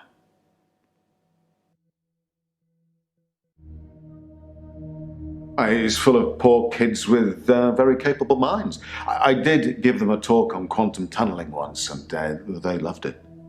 Not sure it'll put dinner on the table for any of them, though. Oh, you're going to have to Google that, Doctor, I'm afraid. I'm not a walking Wikipedia. I'd love to tell you, but I am paying you by the hour. Maybe look up Schrodinger's cat whilst you're there.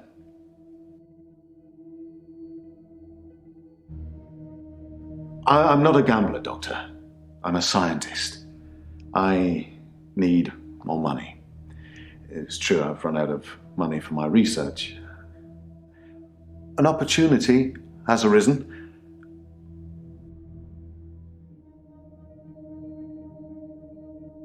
Quantum gambling. It's a pet project. It's got nothing to do with work. But if I don't have significant amounts of money to lose, then there won't be enough jeopardy for the experiment to work.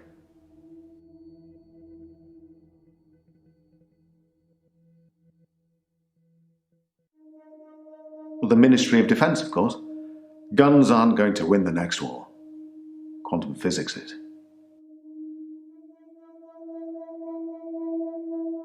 A very wealthy group of individuals have offered to pay me a very large sum of money if I attend their next private soiree. They don't want a talk or anything like that. They want a practical demonstration.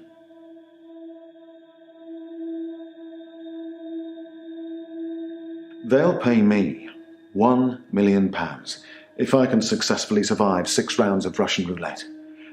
Now, I am worried because of what Dr. Dekker said, but, well, I can't help but thinking that the stakes are so high I can't possibly lose.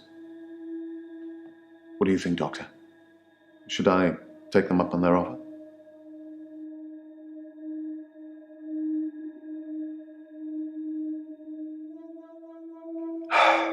Splendid. I can't lose, Doctor. Let me demonstrate.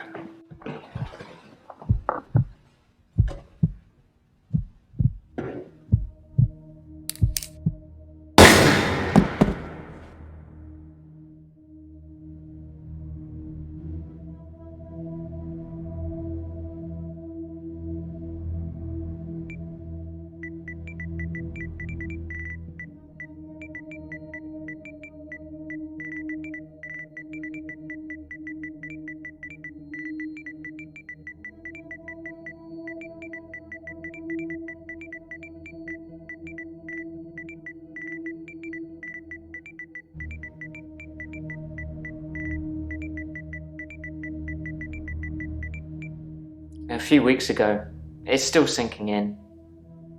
I suppose living a lie is just the norm nowadays.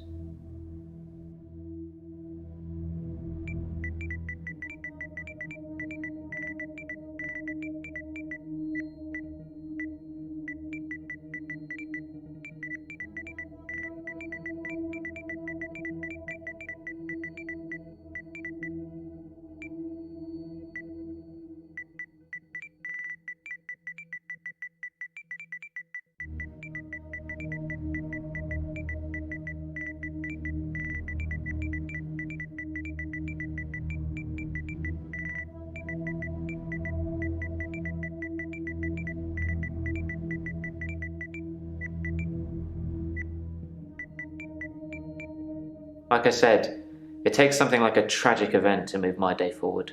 I do more and more bizarre things to try and get things moving. It's a curse, like I said.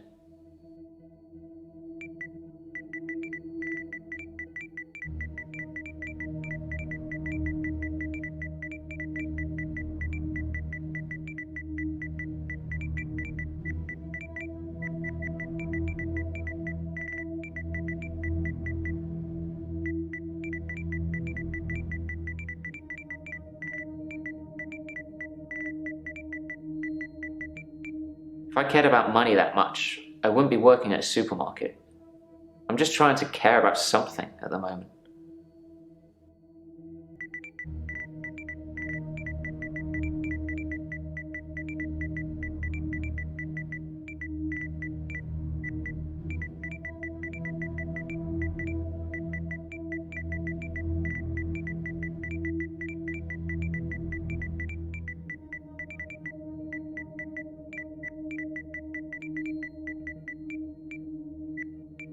unintentionally cut myself. I publicly humiliate myself. I steal things. I hurt people around me, just enough to get another day to start. I ran out of people around me pretty quickly.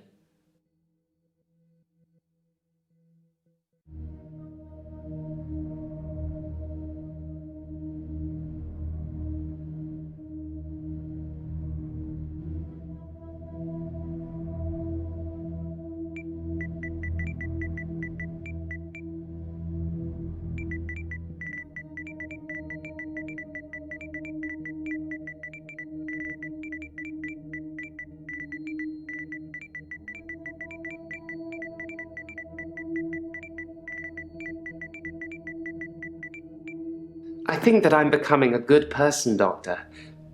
I'm ashamed of some of the things I've done, but I'm getting better.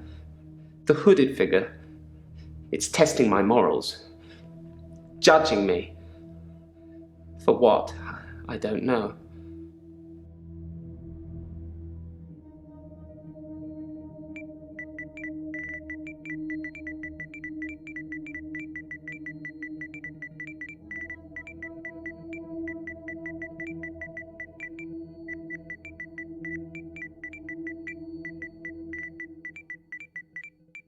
I believe that Dr. Dekker was a truly evil man, and so should you. I know you record these sessions, Doctor. I'm not going to be filmed saying I wanted him dead. But I did, and so should you. And Doctor, if I wanted to kill anyone, I'd do it in the midnight hour, wouldn't I? And when was Dekker murdered?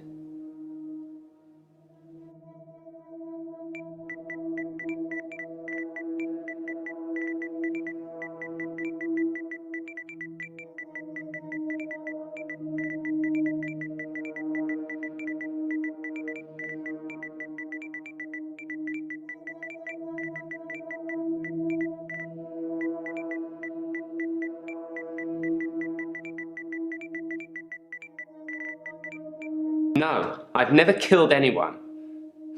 But then, even if I had, I'm not likely to tell you about it, am I, Doctor?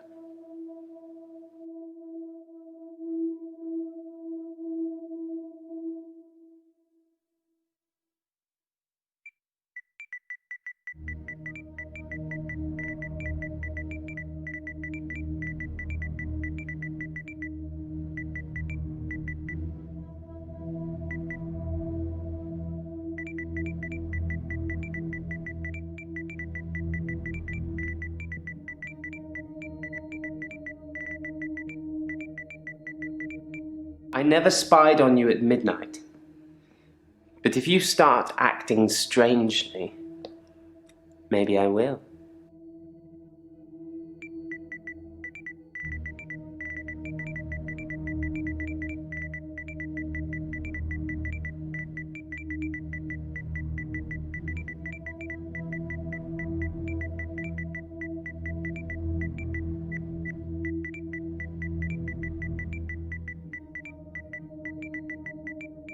I didn't need an extra hour to realize Dr. Dekker was strange.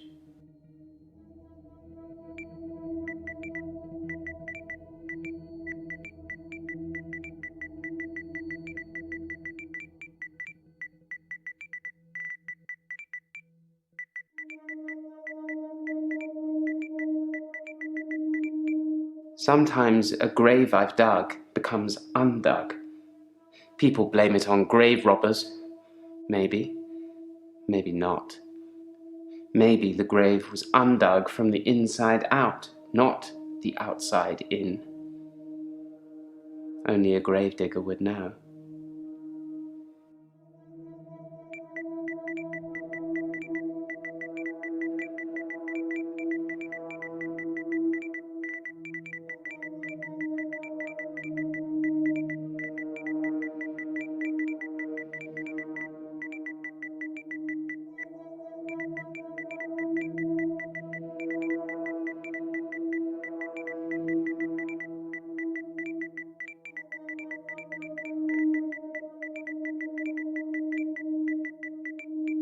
The girl who was chained in the basement, her name is Iris.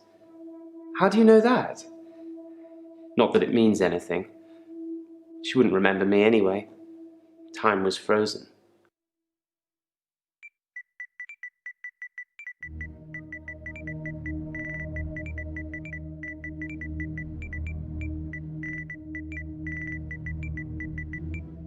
I had no idea there was a connection between those two. Wow. Behind closed doors, eh?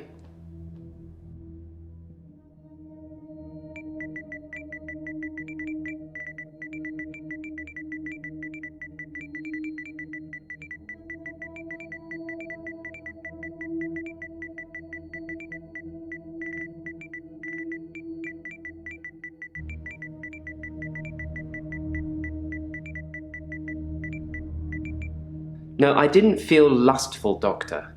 I was angry. If I had taken pictures, there would at least been some evidence. A sicker man would have taken pictures and saved the day.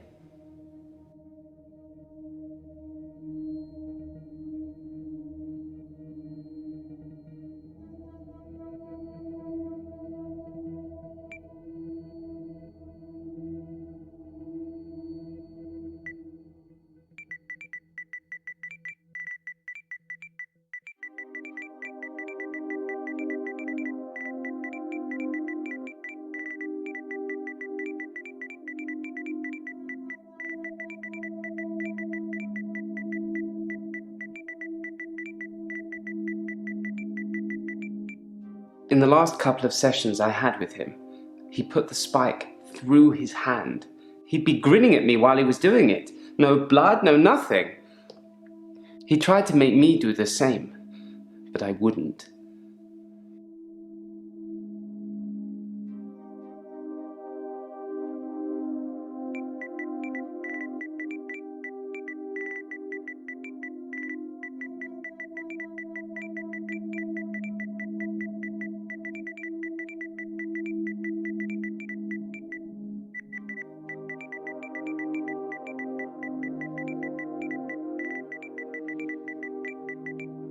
I don't often see auras, Doctor, but yours is unusual. Like, you're more than one person. Maybe I've had a few too many drams.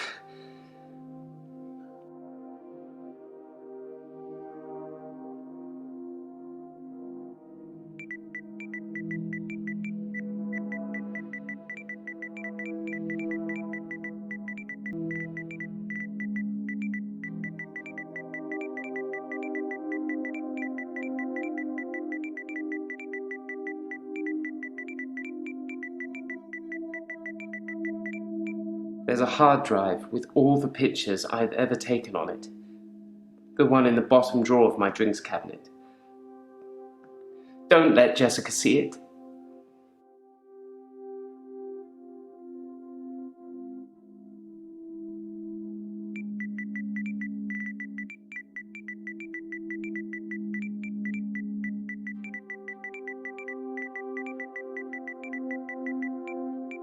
Yes, he did come back to life, but he's not a zombie. He looks like he always did. Just his mind is encumbered. There's no way back.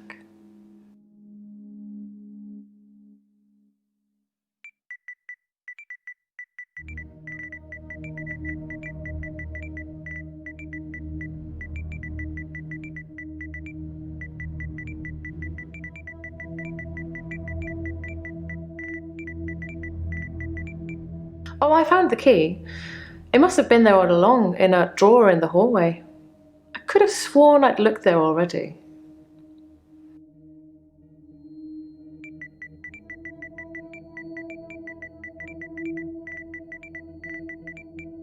You don't have to analyze everything I say, Doctor. Sometimes a hallway is just a hallway. And yes, before you ask, the same goes for the drawer.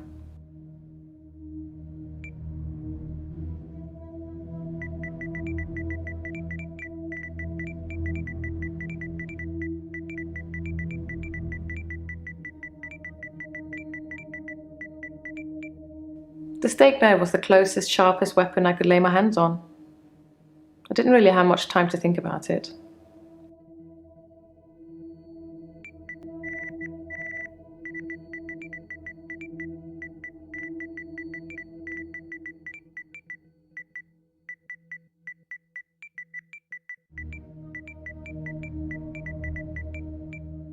I don't know, Doctor.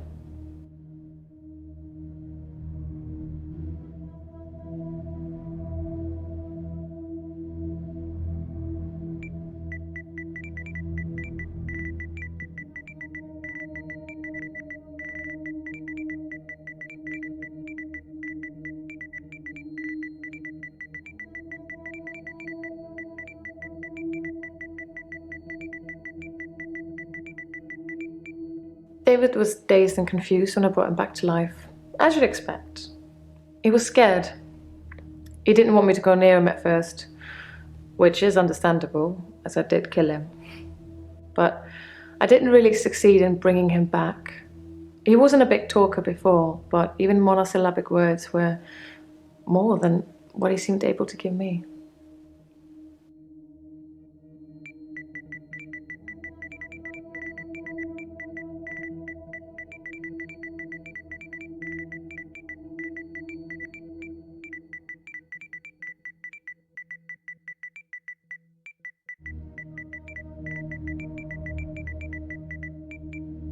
He made sounds. I could understand him a bit. I thought he'd improve with time, like a child learning to talk, but he didn't. It's only recently that I've come to that conclusion that he's not going to get better. He's not going to be right again. I think it's his brain. At least he is safe where he is.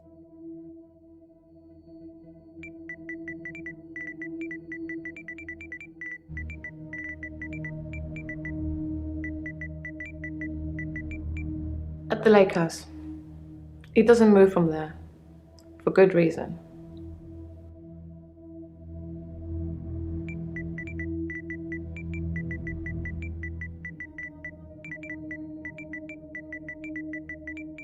David shouldn't be alive, so he can't just stroll around the neighborhood.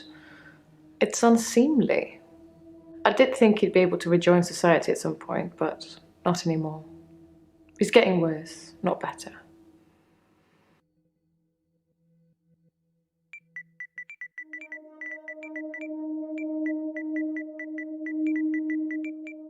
Do you see David here?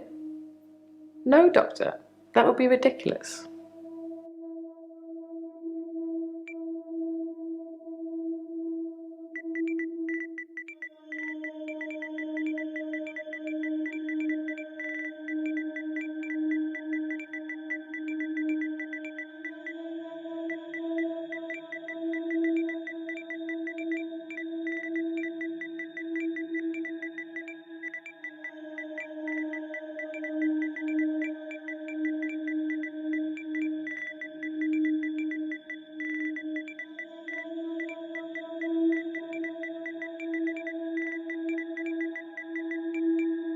I'm sorry, Your Honor.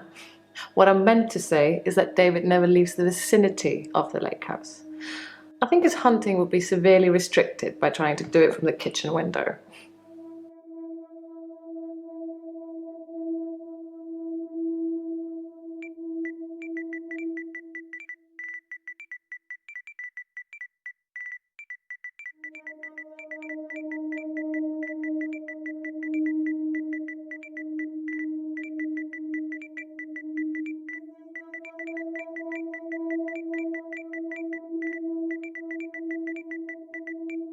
Well, that's what he would say, isn't it?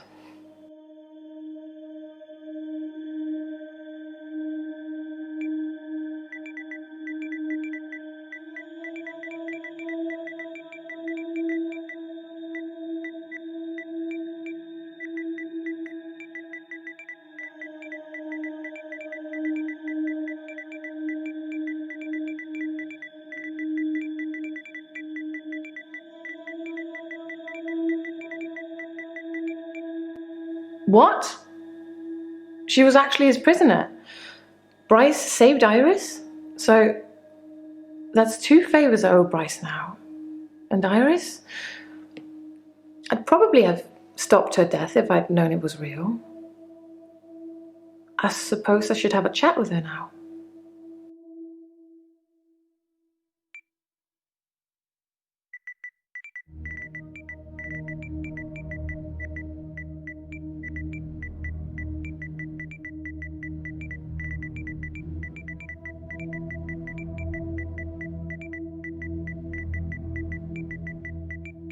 You're saying that my David would speak to Dr. Dekker, but not his beloved wife? I don't think so, Doctor. And even if that were true, what would he say? What would he tell him?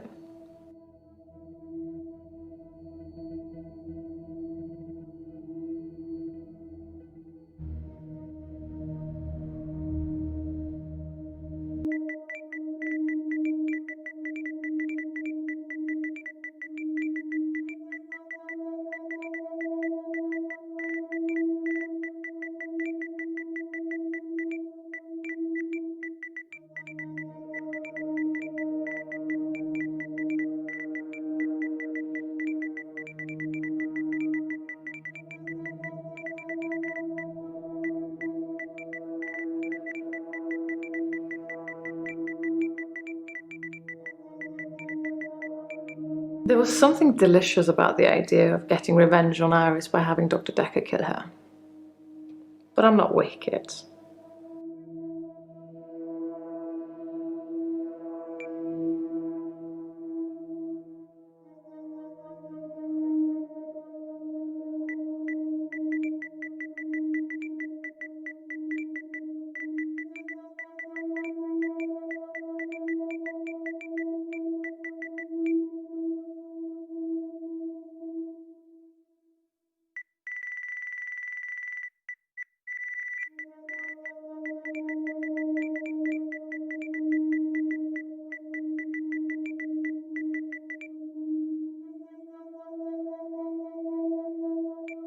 I didn't plan to kill my husband. It was a spur-of-the-moment thing. What is it with men and affairs? Is that why they have a shorter average lifespan?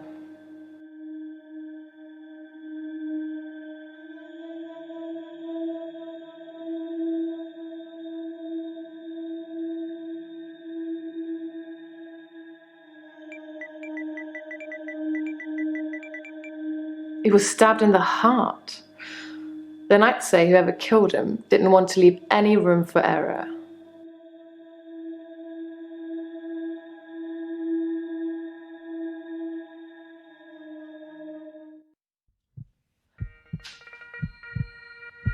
You can stop looking at me like that. You've made me do this. And don't try and escape. You're all tied up. Now tell me the truth. Is this a dream?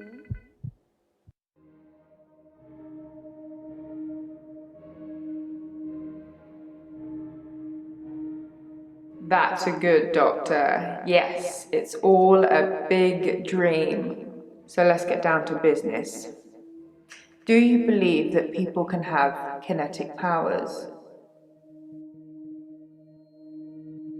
And how do we treat people with kinetic powers? Do we encourage them or do we discourage them? Oh, Doctor, how disappointing. We've been through this already. Encouraging them to use their power just makes them worse. That's what Dr. Dekker did. Look at him now. I thought you were different. Oh, I thought we'd get on, but I'm wrong. Enjoy your sleep, Doctor.